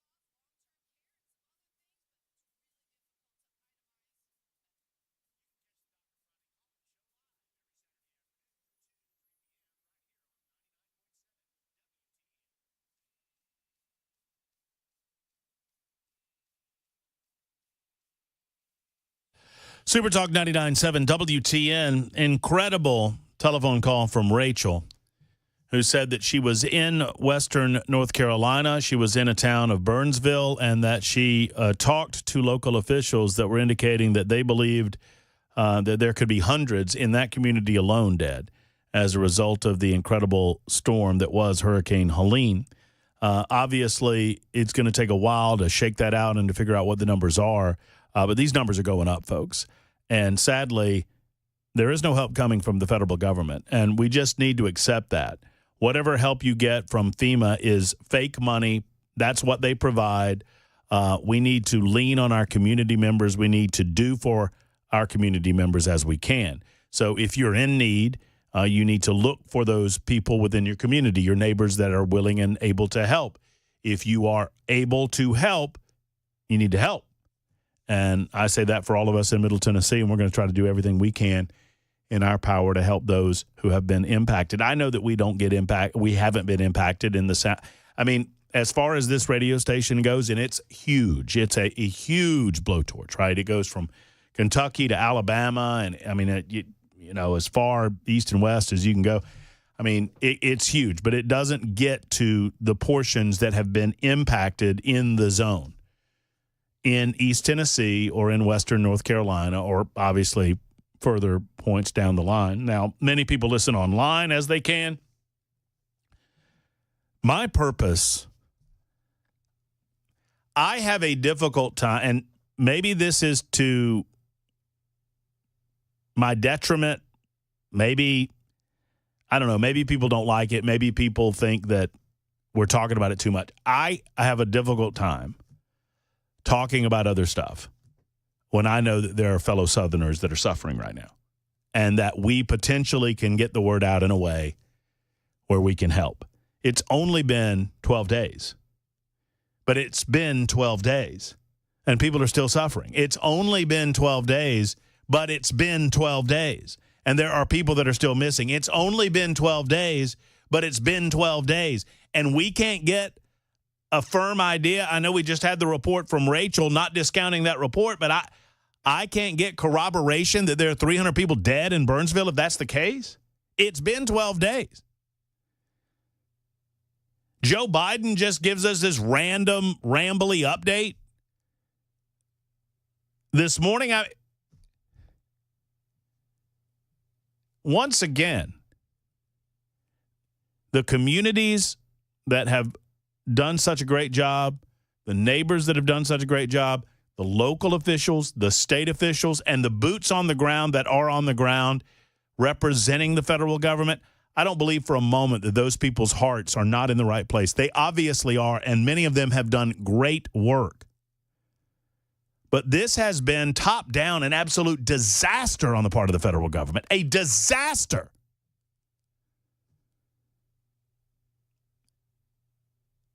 And it's only been 12 days.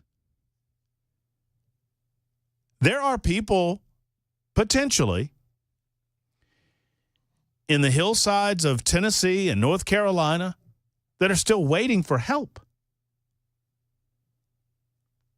And I just, if we can't do this, I don't know what we're here for. If we can't focus on this, I don't know what we're here for. And I'm not telling anybody else how to do their job. I'm not telling any other radio station how to do their job. I'm not telling anybody anything other than I control between noon and 3. And I know by extension we need to talk about the presidential election and we need to talk about other things. Hell, I want to come on here. All I want to talk about today is Nate Bargatze on Saturday Night Live because I thought he was fabulous. I just feel weird doing that when I know people are suffering. People tend to think about the hurricane being the issue, and now that it's gone, it's sort of like, okay, well, everything will get back to normal. If you've been 12 days without running water, if you've been 12 days and your food supply is getting low or your medicine supply is getting low, then the aftermath becomes the danger. And there are people out there that are in that situation. That's exactly right, Bill. And I don't want to forget that. In my lifetime, the things that I remember from a natural disaster standpoint that have impacted us the most, I remember the disastrous widespread outbreak of tornadoes in Alabama. I was in the epicenter of that. And so I remember that clearly. And 252 people died in the state of Alabama. And I'm certain that there were other deaths in Mississippi and in the surrounding states because it was such a widespread event. There were five EF5 tornadoes in one day in Alabama. Not to mention the EF4s and the EF3s and the EF2s. I forget the total number. I remember that, and I remember the incredible amount of support and community effort that went into helping people.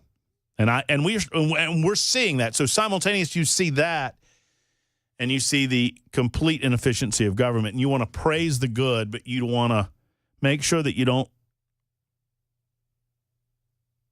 move past the negative, move past the bad without noting it and without making people aware of it because it's important. I remember Hurricane Katrina, and obviously Katrina was not bad because Katrina was not what it was because of the hurricane. The hurricane hit as a Category 3, and obviously it was devastating, and it was bad for the coast of Mississippi, for people in Biloxi and Gulfport and other regions of that area of the world. If you were down there during that time, you know that it was bad, and obviously New Orleans was bad. But it was not the hurricane that caused the catastrophe. It was the levees. The levees broke. And sadly, that was a failure of government. It was an absolute failure of government. Not after the disaster necessarily, although there was a delay. The reason the delay happened post-Katrina was because we thought everything was okay. The levees held for 24 hours. The hurricane had passed. Everything looked to be stable. And then the levees broke and all hell broke loose and people drowned. That's when you started seeing those pictures of water up to people's roofs. And people standing on the roofs, waving, hey, water's coming. This level of catastrophe is happening in real time. And I just feel compelled to continue to stay on it. And like I say, I know Milton's coming in Florida. That's another serious situation. I know, we had October 7th yesterday. That's a very important anniversary. There's a lot of things that we're juggling in the air, and obviously 28 days to go before we see the culmination of the presidential election. And in the meantime, you've got a presidential candidate, and I think this is a part of the story. You have a presidential candidate that instead of trying to actually do something and help people and get on the ground, all she wants to do is point fingers and say, Ron DeSantis hasn't answered my telephone call.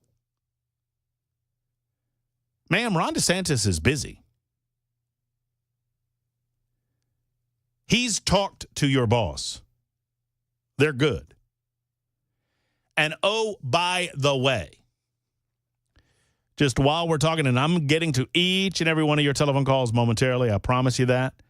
While we are talking about this, just really quickly, I read you the headlines from FEMA transferring millions and millions and millions, hundreds of millions of dollars from the Federal Emergency Management Agency into migrant programs and the movement of that money. I just want to make sure that we are really clear about the liar that is the press secretary in the current White House administration. I'm going to break, but I need 30 seconds of your time. Listen, you're first going to hear Karine Jean-Pierre from yesterday, and then you're going to hear Karine Jean-Pierre from September of 2022.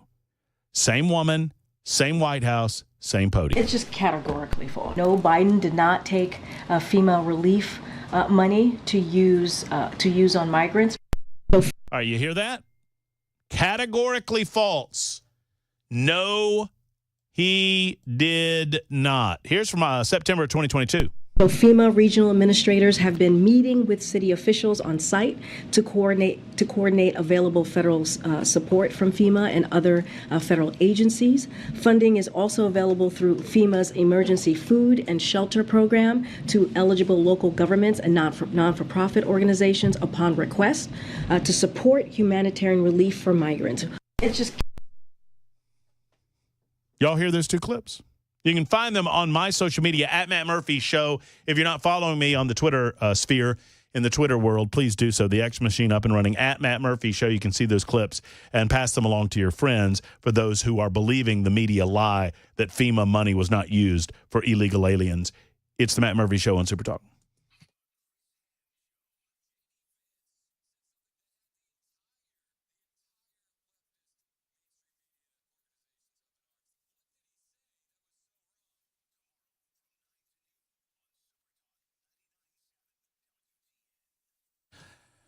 You know, obviously, we've been talking these past couple of weeks about what happens when water damages your home. God forbid it should happen to you, but if it does, you need professionals. You need USS. USS is United Structural Systems, and I encourage you to call USS if you believe you need them. Now, there are obviously telltale signs of water issues within your home. Standing water in your basement or your crawl space is a big red flag. Musty odors or Floyd joist with wood rot on them, that's a red flag as well. There are many others. You can find out more about this at USSTN.com. That's USSTN.com. More importantly, I want you to make the call and allow someone from USS to come to your home to make sure that everything is as it should be. If you've noticed things, they're going to notice more, and they'll be able to tell you what you have going on and get it fixed. You need to fix it on the front end before something really catastrophic happens. On the back end, 615-488-7855, 488-7855, USSTN.com. They guarantee their best, and for over 30 years, they've delivered at USS.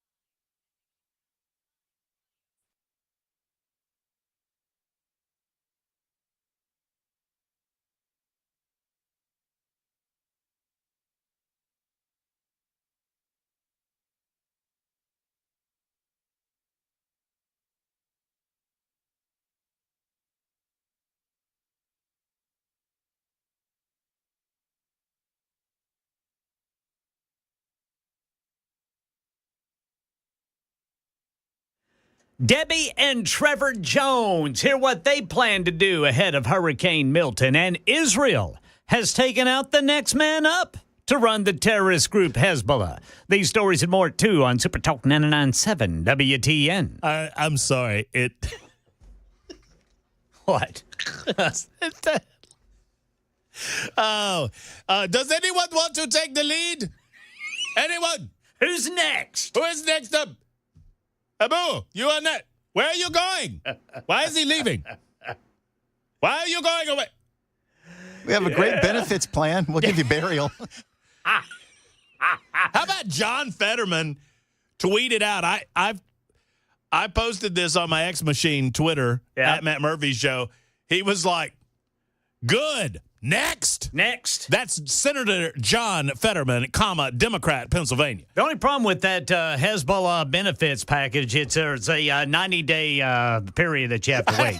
That's right. You've got to. Doesn't kick in for 90 days. It's got to mature. Yeah. It's got to mature, and I don't think you're going to make it 90 days. All right, here comes the news right now. Tom, Steve, and JD, y'all hang in there. We'll get to you last hour of the Matt Murphy Show on Super Talk 99.7 WTN. It's Ken's turn.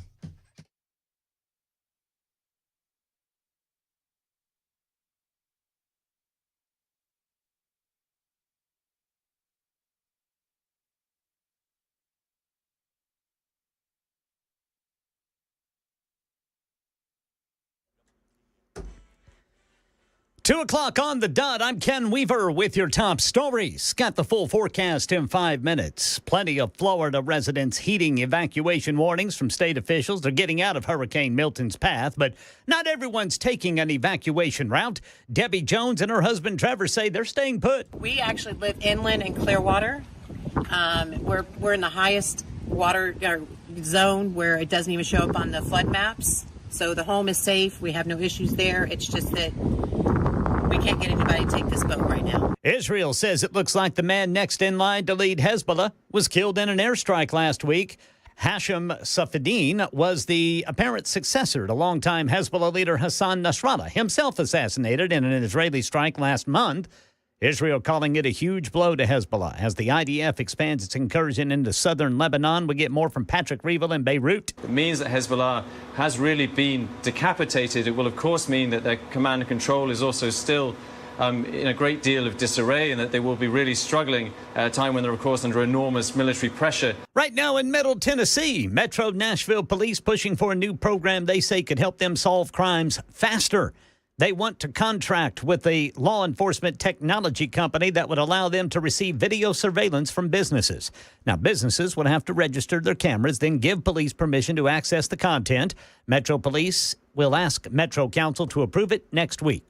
And a new study says a lot of people are not checking their blood pressure the right way.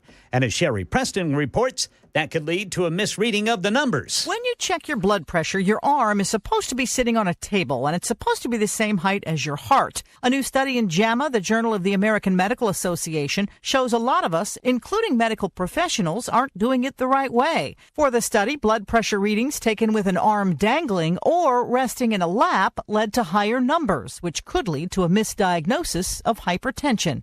Sherry Preston, ABC News. Amazon Prime Day is upon us again with the online retailers slashing prices on tech products. Here's Mike Dubusky. Big discounts for Apple fans this Prime Day with the 9th generation iPad now going for $129 off. AirPods Pro 2, the company's wireless earbuds, also $80 cheaper. This is the second Prime Day sale of the year. The first was held over the summer, and it's prompted other retailers like Walmart and Best Buy to hold competing October sales ahead of the holiday shopping season. Entertainment news. News Channel 5 says Keith Urban will headline and co-host this year's New Year's Eve Live, Nashville's Big Bash from Music City, but that's not all. I don't know how heaven could be better.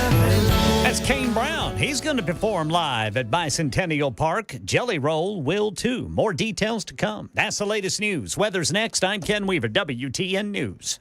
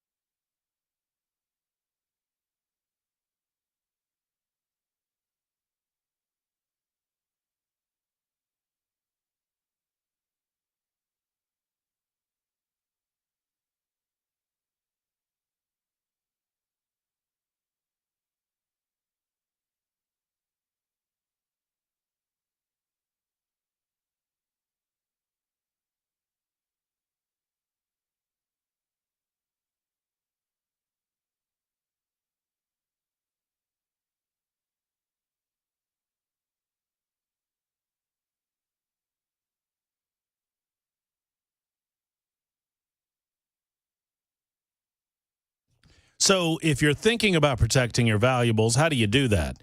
Do you put it in a little coffee can and bury it in the backyard? Maybe you put it in a shoebox and hide it under your bed. That's a good strategy. Have you thought about a safe? And if you've thought about a safe, if you have, think about Nashville Safe House. Market Nashville Safe House. They have more safes than I could potentially bring up and mention in a 60-second commercial. They have over 600 safes oftentimes, 400 or so off-site, 200 or so on-site. And man, oh man, they've got the brand names that you've come to know and love. Like Browning, of course, Fort Knox, Champion, Superior, Rhino, all available at Nashville Safe House. Different price points, different fire ratings. It's all about what you need for you and your family, whether it's a jewelry safe. Don't forget, gun safes are always sales tax free at Nashville Safe House. Find out more and see some of the selection at NashvilleSafeHouse.com. That's NashvilleSafeHouse.com. Or better yet, I encourage you to browse on 4th Avenue South, right across the street from City Cemetery. When you go by, tell them Matt Murphy sent you to Nashville Safe House.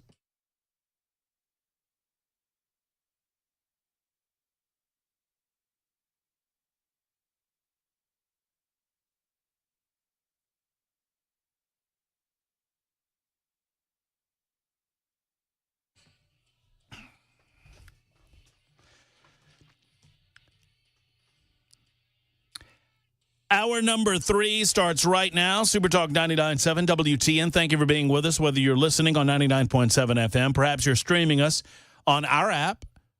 That's up and running. I encourage you to download our app. It's a pretty cool one. You can take us wherever you go. Now, there are many different streaming platforms. We're on all of them. So if you're on, Spotify, iHeart, wherever you are, just type in Super Talk 99.7 WTN and take us where you go. And then, of course, for you masochists in the listening audience, if you want to see the operation in power and in control, you can do so by going to Super Talk TV, YouTube, Facebook, Twitter, Twitch. Hello there. Give me a little something. We haven't done it in a while. YouTube, Facebook, Twitter, Twitch. Thank you. Speaking of Twitter, at Matt Murphy Show to find out more about me and what I do in my downtime, at Matt Murphy Show on the X machine. I'm on the Facebook, but if you really want to see me, in the raw, if you will, find me on the X machine, at Matt Murphy Show. So I have some additional evidence coming up on the X machine regarding FEMA and the misuse or the movement of money into arenas that were specifically designed to benefit illegal aliens. Right now, there is a great lie going on amongst mainstream media. They're just lying about this. They're lying in plain sight about it, and it is infuriating. In the meantime, we've got Milton, whose intensity has rebounded. Winds are now at 155 miles per hour, just shy of a Category 5 hurricane. Currently noted a Category 4 hurricane moving east and northeast at about 8 miles an hour, impacting and affecting Tampa and regions beyond, St. Pete, obviously. The entire west coast of Florida will be impacted, and storm surge will be severe. And you're encouraged, if you live in that area or if you have family in that area, get out, get out, get out. And a lot of people are taking that up. Have either of you, I don't know what Weaver's doing in the back room there, but have either of y'all seen like I-75 and some of the interstates coming out of Florida right now? Yeah. My Lord. As Brother Jack Womack likes to say, a little bit of brake tapping. I mean, I hate to laugh, but it's true. It's Some one of those slight deals. slowdown. Yeah, I'm thankful that people are heeding the warnings and they recognize the severity of the storm. At the same time, a lot of these folks are running out of gas, and some of these communities where they're about to go through in Georgia don't have it. They don't have the gas. The aftermath of Helene is what's making these people take this seriously. Well, you think so? You would think so, yeah. And take seriously they do, and now they're getting. But if they get to Valdosta, they get to Statesboro, they get to some of these areas north of them, there's no gasoline. Yeah.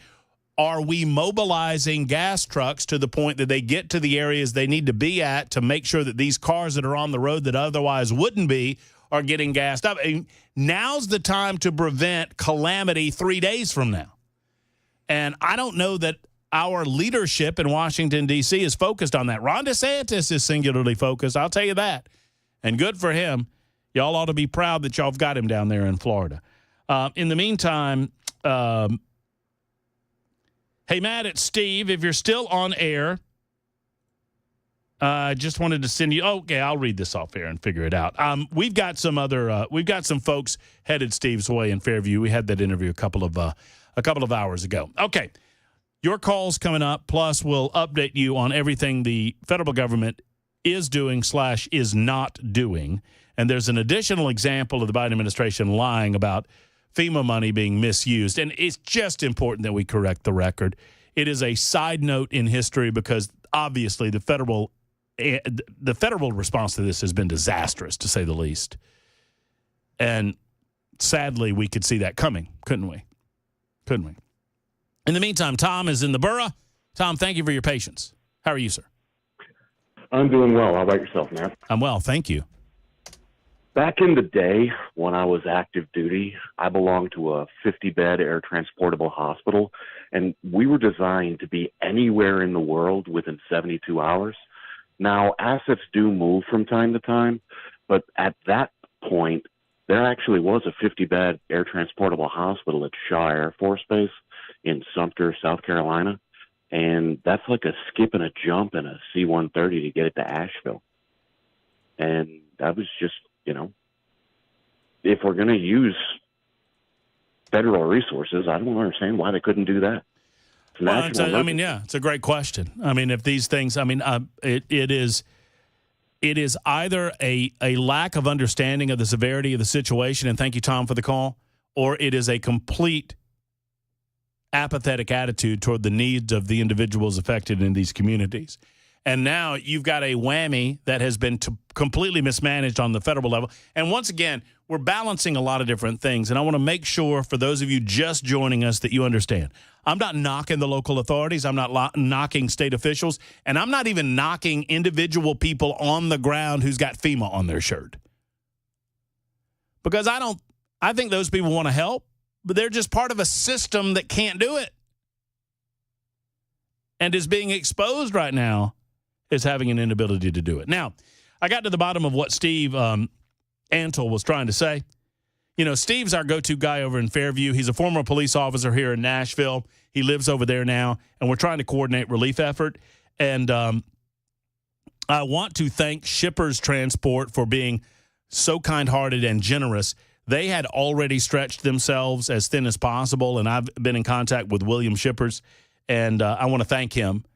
If you're listening, William, God bless you, because you're doing so much that you've done all you can do with regard to shipping containers, and that's all good. However, according to the needs of Steve, they need containers to be able to hold a lot of these items that they're getting in that area of North Carolina. And he said that Brent Long of Meisler Trucking and Transport in Middle Tennessee, and I think I've got that right. This is the guy that we passed along to Steve, that you passed along to Steve, Brent. They had made a connection, and Brent, major shout out to you, buddy, of Meisler. I think it's Meisler, and if I'm saying that wrong, somebody correct me. He is offering Steve, quote, as many trailers as you need. How about that? So it worked out, and God bless you, Brent. God bless your heart, and God bless you, Steve, and all of you in the listening audience for giving us that heads up. You know who I'm not blessing? FEMA right now, and the liars in the federal government. So, by the way, Kamala Harris was on The View today because, it's just a normal day in America. And she's taken the tough questions, and she got one from The View. Did you hear this? Well, if anything, would you have done something differently than President Biden during the past 4 years? There is not a thing that comes to mind in terms of, and I've been a part of most of the decisions that have had impact. All right, then take the blame. Not a thing that comes to mind, she said. Not a thing. Do you know how easy this answer is? I'm going to answer it for her, okay? This is how easy it is. Well, if anything, would you have done something differently than President Biden during the past 4 years? Well, obviously, View Lady, I don't know her name. Obviously, View Lady, hindsight is always 20/20, and you can see much more clearly in the aftermath of a situation.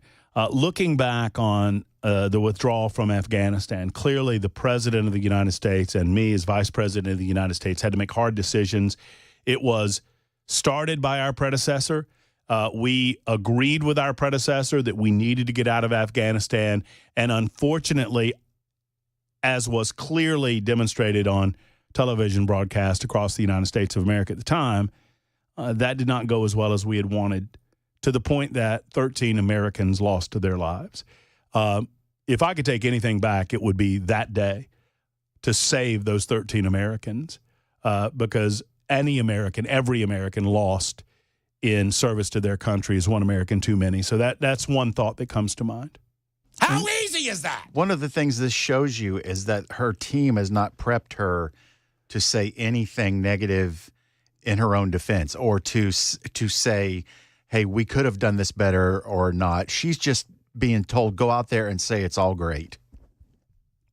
And, just our lion eyes be damned when she says that. In the meantime, she's also making this claim that she's all upset because she's not getting a call from Ron DeSantis. She was asked on the tarmac, a reporter asked her, hey, what about Ron DeSantis? Have you talked to Ron DeSantis? Now, understand, Kamala Harris is a candidate for president of the United States after the Democrats undemocratically dispatched of Joe Biden after disallowing other people to challenge Joe Biden in the Democrat process. Y'all with me so far?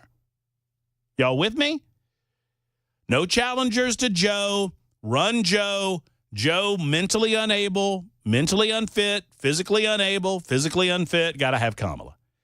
But Joe is still the president. And reporters are saying, hey, is Ron DeSantis talking with you? Moments of crisis, if nothing else, should really be the moment that anyone who calls themselves a leader says they're going to put politics aside and put the people first. People are in desperate need of support right now. And playing political games with this moment in these crisis situations, these are the height of emergency situations, is just utterly irresponsible, and it is selfish. And it is about political gamesmanship instead of doing the job that you took an oath to do, which is to put the people first. All right, so the question was, have you been in contact? We heard NBC reported that Ron DeSantis isn't taking your telephone calls.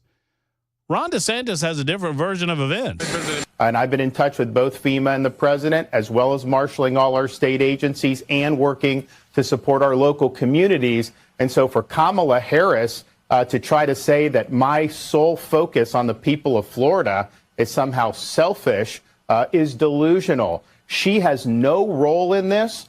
In fact, she's been vice president for 3.5 years. I've dealt with a number of storms under this administration. She has never contributed anything to any of these efforts. And so what I think is selfish is her trying to blunder into this.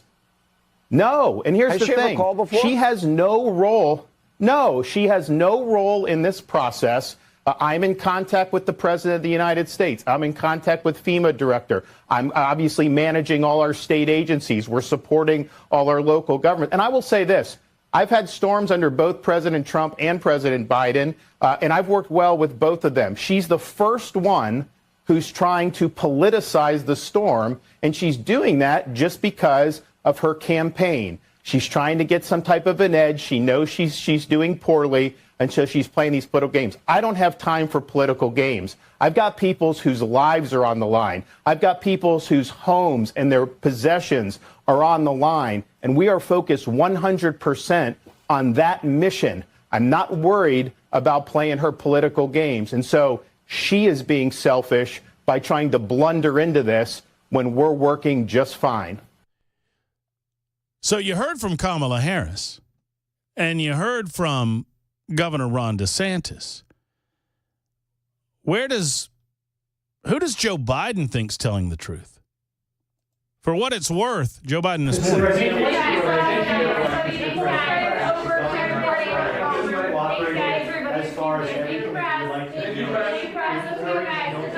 The governor of Florida has been cooperative. He said he's gotten all that he needs. I talked to him again yesterday, and I said, no, you're doing a great job. It's all being done well. We thank you for it. And I literally gave my personal phone number to call. So Kamala says that Ron DeSantis is being selfish because he hasn't called her. Joe, the actual president of the United States, says he's doing a great job. Okay. And in the meantime, Kamala Harris is too busy on the Howard Stern show to be bothered with the people of Florida right now. It's 20 minutes after the hour on Super Talk.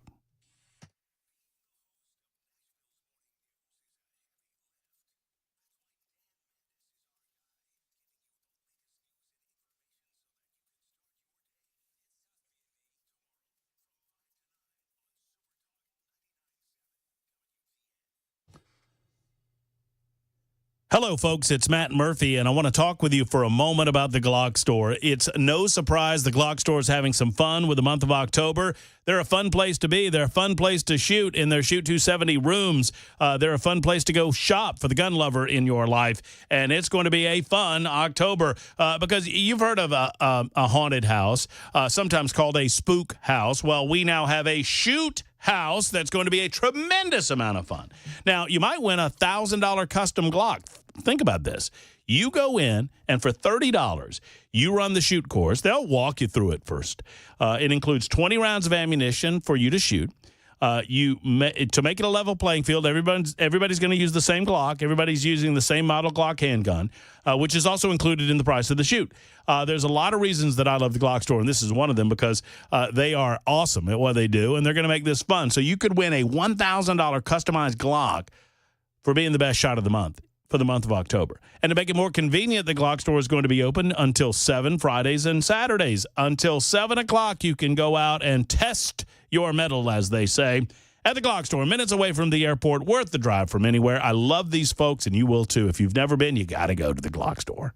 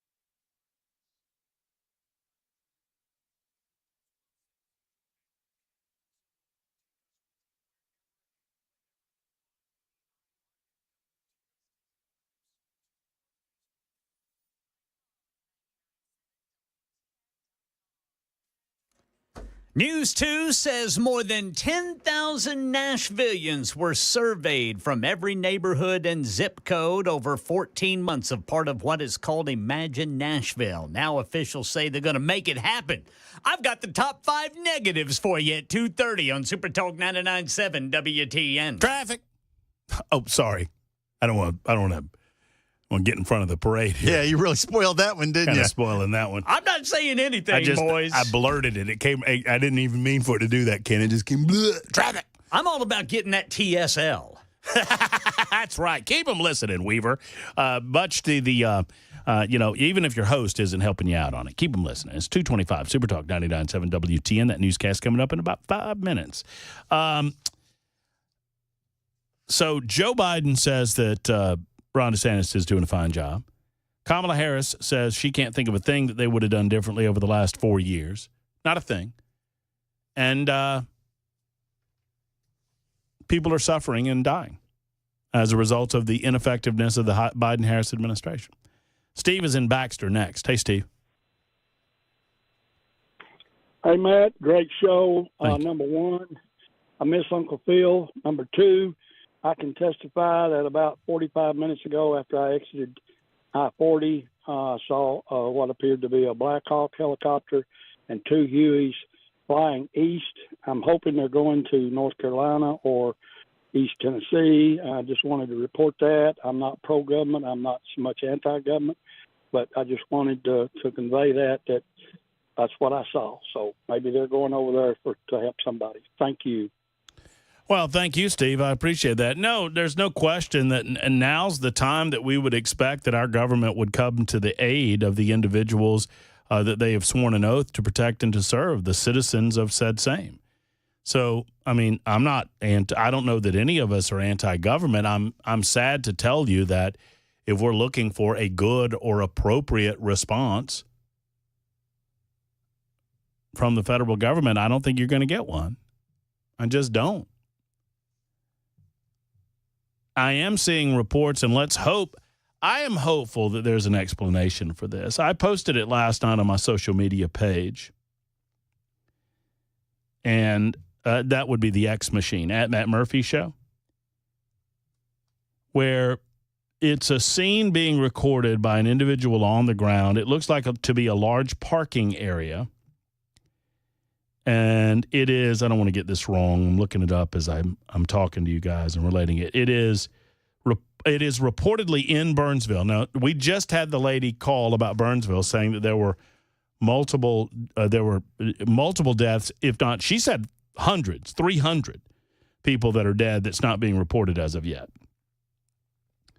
So Burnsville, North Carolina, which is north of Asheville, this is at a distribution site. Locals are saying that two black SUVs did a slow roll about 30 to 45 minutes before a helicopter showed up. According to a veteran volunteer, this evening, approximately 7:18, that was yesterday, in Burnsville, North Carolina, an unmarked helicopter flew in and attempted to destroy the distribution area that was set up by locals while I was conducting a K-9 security round. This was not of one of our helos. This helicopter was unmarked, and it was illegal to fly unmarked helicopters, but we know they can and do. That's special forces. So we know some private contractors do. Who were they? Where were they? So there's a video up on my website. Now, there might be an explanation that I'm not getting for this, and if that's the case, I'll be happy to report it. But it looks like the person was flying low in the helicopter specifically for the air wash of the helicopter to disrupt the activities going on at the distribution center. Now, maybe the helicopter was simply trying to land and then recognize that the helicopter couldn't land as a result of the activity going on the ground. I don't know. I am trying my best to give this video the benefit of the doubt, and it's hard to do. It's hard to do. Frank is next in Hickman County. Hello, Frank. Glad you called. Well, good afternoon. I was going to go one direction, but Tom was talking about the medevac units in the military. Yeah, there were over 90 Air National Guard only flying units with prime beef, prime ribs, and or Red Horse units. It was primarily civil engineers who mobilized. When I was prime beef, we had 111 guys. In 24 hours, we set up an 1,100-person tent city, and to get out of our way, we could also set up a ramp, a runway. Now, he's correct there. What I originally called about was people about Katrina. this is an entirely different situation. I understand. But Katrina, 99% of the problem was the mayor of New Orleans. He's in prison, by the way. A week prior to that, DOD, FEMA, and other agencies were pre-staged in Baton Rouge. I was working DOD then. I was in D.C. then. And they were told, we don't need you. This New Orleans can handle it on our own.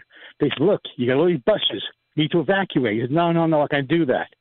A week after the dam, by the way, the Corps of Engineers wanted to fix the dam. He said no. And this is the truth. I was there. Well, yeah, Frank. I mean, and I don't. It's not my intention at all. And thank you, Frank, for the call. It's not my intention to gloss over all of the activity that went on during Hurricane Katrina.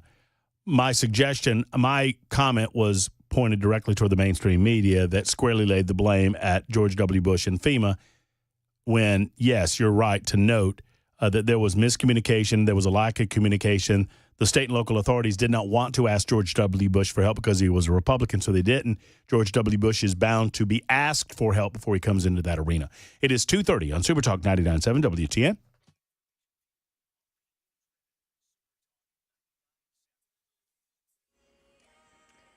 .2:30 on the dot. I'm Ken Weaver with your top stories. Got the full forecast in 5 minutes. Ahead of Hurricane Milton's Florida arrival, airlines have been working to get evacuees out of the storm's path. One major airline says all of its extra flights are now full. Here's Alex Stone. Airlines added 18 extra flights and larger planes to help get people out of Hurricane Milton's path. United says it has booked 25,000 customers from the storm zone to get them out, but the United's flights are now full. Its extra flights will be taking evacuees to places like Chicago, Houston, Denver, and Newark, all United hubs. As Israel expands its incursion into Lebanon, it says it looks like the man next in line to lead Hezbollah was killed in an airstrike last week. Hashem Safadine was the apparent successor to longtime Hezbollah leader Hassan Nasrallah, himself assassinated in an Israeli strike late last month. Israel calling his death a huge blow to Hezbollah. Prime Minister Benjamin Netanyahu making a direct appeal to the Lebanese. We get details from Patrick Reeville in Beirut. He called basically on the people of Lebanon now that they have a chance to essentially overthrow Hezbollah and try and take their country back, is what he said. He said also, he basically delivered an ultimatum. He said that this is your opportunity now to take back your country from Hezbollah and save Lebanon from falling into the abyss of a long war and seeing the destruction similar to that in Gaza. Right now in Nashville, News 2 says more than 10,000 residents were surveyed from every neighborhood and zip code in Davidson County over 14 months as part of what is called Imagine Nashville. Officials say the data will be used to create an action plan based on residents' 10-year vision for the city. The top 5 negatives are traffic, congestion, lack of affordable housing, too much growth, lack of public transit, and high cost of living. Well, Imagine Nashville co-chair Dr. Alex Jahangir said their recommendations are now in the hands of the Metro Nashville Mayor's Office and the Community Foundation of Middle Tennessee. That's the latest news. Weather's next. I'm Ken Weaver, WTN News.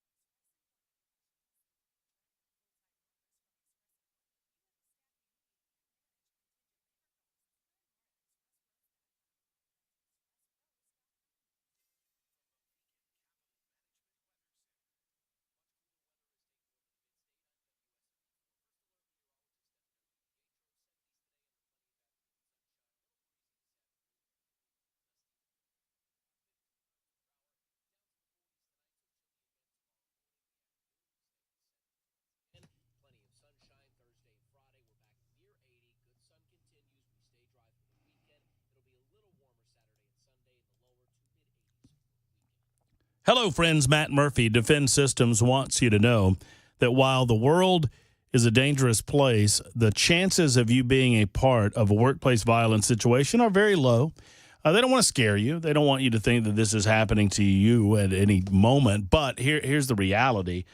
Every person that experiences a workplace violence, almost every time you hear it, you hear the same thing. I never thought it could happen here. I never knew that it would happen here. All of us feel that way, but what if I told you that there was a way to get trained up to make sure that you understood how to react and how to respond in the event of a workplace violent situation or perhaps a workplace shooting. It's possible with Defense Systems. They're great at what they do. They're Middle Tennessee's best. They're really the Southeast's best at help you understand what to do in the event of an active shooter situation. DefenseSystems.com is a great resource. More information available there at DefenseSystems.com, or reach out today. If you're a decision maker in a place of business, a church, or a school, you need to do this for the people that frequent your place of business, church, or school on a daily basis. 615-236-6484, 236-6484. Contact one of the good people at Defense Systems today.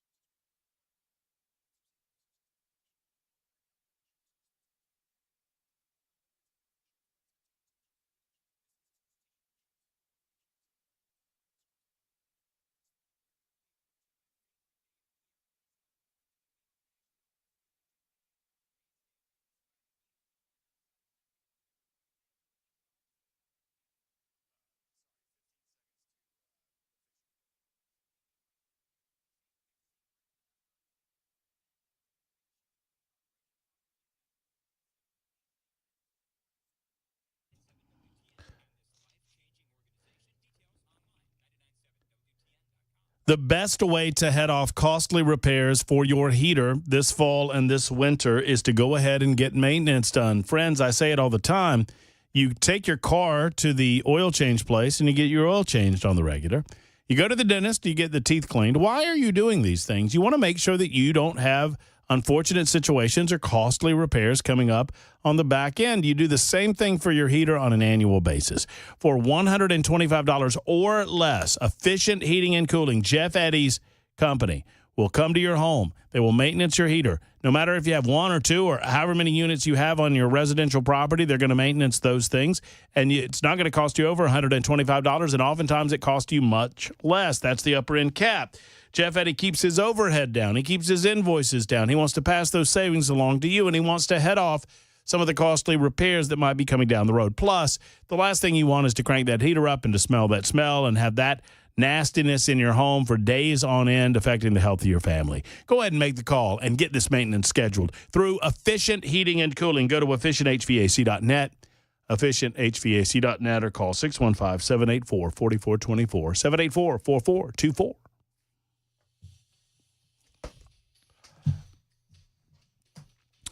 You know, I say I watch CNN so you don't have to. I don't know why this one's sticking in my craw. The old craw sticker. For the last 3 hours, I've been sitting here, and for the most part, they've had the same cry-on up. Milton's wind could turn Helene debris into deadly missiles. I don't know why that's annoying me so much that they just continuously put it up on the screen. Because they're assuming that their audience is so stupid that would be an informative fact to them. Well, of course, anything not nailed down when 140 mile an hour winds, 150 mile an hour winds come on shore, that stuff's going to go in the air and go places. Of course. Ridiculous. The whole thing's ridiculous. But I watch, so you don't have to. All right, is Frank back? No, I never got. Did I get to Frank? I don't think I did. Hey, Frank, how are you? I'm doing much better now. I thought maybe you hung up on purpose. Well, I did, Frank. I did, Frank, because we were going to break. I thought you were done. I'm sorry. That's anyway, okay. Short and sweet. His response into North Carolina is an abomination. There are adequate, and I mean more than adequate, Air National Guard, Air Force Reserve, Army Reserve, Navy Seabees that could be rolled in there and be taken care of. That's what they do in a combat situation. This is not a combat situation. This is a catastrophe to the people there. But this could have been handled days and days ago. So how do I know that? I have over 30 years of emergency management, Department of Defense, and retired out of FEMA. I have a little bit of credibility. But the idea is that this response is extremely poor. I worked with the National Guard Bureau for a while, so I know what their capabilities are. I worked in FEMA for I know the capabilities of everybody down the NRCC now. This is not Katrina. It's not anybody. This should have been handled days and days ago. And I thank you for getting it out there. And I thank you for all the coordination you're doing with the trucks and everything else. And please keep it up. And please continue to inform people that this is not the suffering these people are going through is not necessary. Somebody dropped the ball and is not pushing that button. If you just push that button, all these units, active duty, reserve, and guard, will stand up. You have prime beef, prime ribs, and Red Horse in the Air Force. You got the Navy Seabees. The Army has their engineers, and I'll leave it at that. And again, thank you for your time. Thank you for pushing this message out there, and please continue to rally the troops so people wake up and smell the coffee.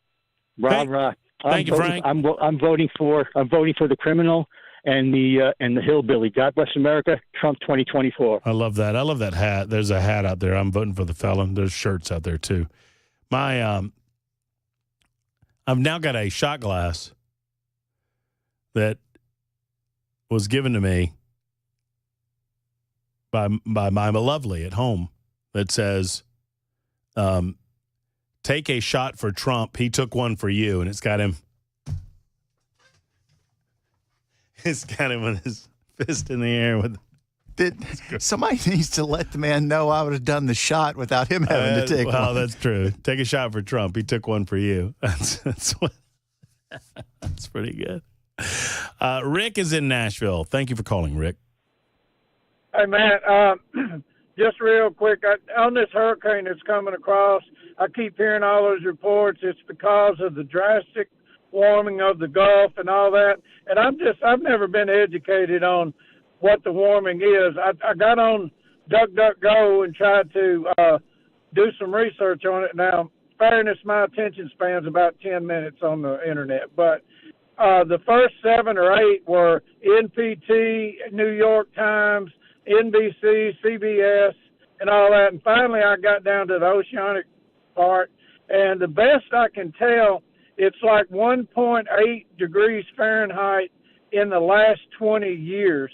And do you happen to know, is that a significant deal? Or, I don't understand how the global warming, that at 1.8 degrees in 20 years is what's making the storm so bad. Well, I'll say this, Rick. I am old enough to remember, and thank you for the call. I'm gonna release you, and you can listen on air. And thank you for the time, because I simply don't have the time to dive into it as deeply as we could. We could go shoulder deep on climate change and its impact on immediate weather events.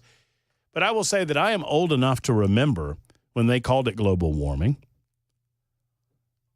But the Earth did not get warm like they claimed that it would in the time fashion that they claimed that it would. As a matter of fact, it started cooling off a little bit over a series of 3 or 4 or 5 years. And so very quickly, the alarmists, the Al Gores of the world, decided that they needed to shift their language. Well, it's a pretty ingenious thing, if you think about it, to call it climate change. I would like to ask my man, Bell K, Headless Bell, we call him on this show. Bell, would you tell me something that the climate always does? Well, before I answer that question, I just want to say I'm old enough to remember when they called it global cooling. That's true.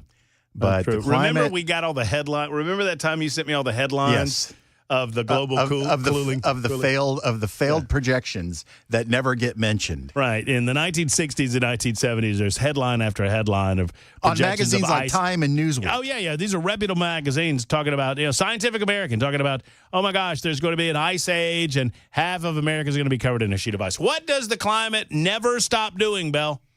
Changing? That is correct, which is why it's so brilliant. You call it climate change, you're always right. You're always right. You're always right. Day to day, week to week, year to year, climate changes. So the question then becomes how much man contributes to that change. And what is the balance, if any, against the change that man contributes and the benefits of the change? And I would suggest to you that even if I grant them everything, hear me closely, and I'm not the expert on this, Uncle Phil was, but even if I grant them everything, it's still worth it. If I give you everything, it's still worth it.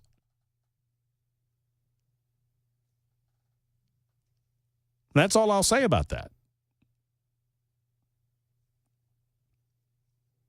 2714 says, I bought that shot glass too. It's pretty cool. I thought so too. I got extras too. Kelly is next in Hendersonville with a thought on these helicopters. Hello, Kelly. Glad you called. Hi there, and I just hope this doesn't sound far-fetched because I do know it to be true. After having a child that was looking into going to North Carolina into Asheville to go to school, so they do have no, I don't want to disparage Asheville. It's a beautiful, beautiful place, but they do have a large homeless and drug problem. So we looked into it. And there is a cartel stronghold up in the tip, and I don't know if it's Tri-Cities or Kingsport or somewhere up there in Tennessee.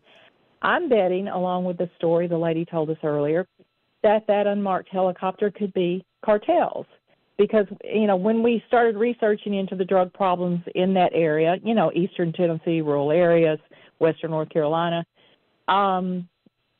there's a cartel stronghold in Memphis. I don't think there's one in Nashville, possibly, maybe now, but Kingsport, somewhere up in that tip of Tennessee, there is absolutely, I forget the name of it, but it was one I was familiar with at the time. I'm betting possibly that helicopter was trying to deliver drugs to the area because that cartel would supply Knoxville, Asheville, and, all points in between. So that's my theory on that, which is going to bring me full circle since you were talking about the shot glasses. The thought of that and how they are implanted and embedded in the most beautiful areas of the country. Like if you can't be safe in the Tri-City area from cartels, that's frightening. So that should frighten everyone as to where will we be in 4 years if the right person doesn't win the election. So I wasn't going to say that part, just going to tell you about, I'm betting that might be the helicopter issue, though. That's just a theory. Yeah, Kelly, it's an interesting theory. I mean, I have no way of agreeing or disagreeing necessarily, except to say I appreciate the call and appreciate the theory. I did not realize, if that is the case, that the cartels had gotten embedded into North Carolina with the sophistication to have Black Hawk-style helicopters. But you know what? I wouldn't put anything past the drug cartels. They've been given carte blanche at the southern border for so long now. My goodness gracious, why wouldn't they embed themselves? And maybe these are localized, maybe these are territorial in the United States, or maybe they're coming across the border. I don't know. Wayne will finish it up out of Nashville. Hey, Wayne, how are you? I'm doing awesome. Glad to talk to you. Good to talk to you. I wanted to address, you've been talking about global warming and the climate and everything this morning. And I work in environmental. And I was an instructor for a while. And there's two professors. One comes out of Huntsville, meteorologist. Roy Spencer. Yeah, exactly. And then the other one was a Harvard professor, worked in the weather and the meteorology.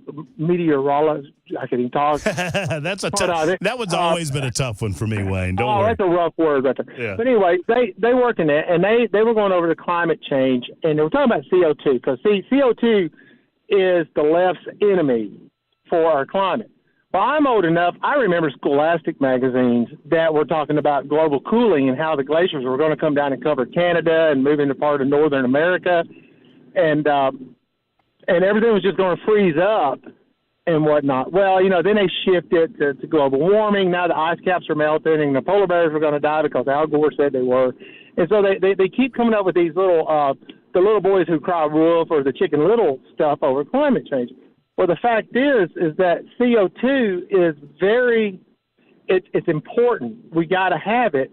And greenhouses and nurseries, when they're growing plants, they have CO2 generators that increase the CO2 levels in those greenhouses to around 8 to 1,200 parts per million.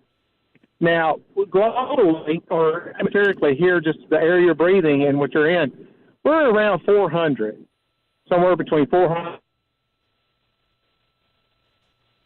Well, if you listen to Dr. Spencer and you listen to the professor from Harvard, I think one of them may have passed away by now. They were older gentlemen.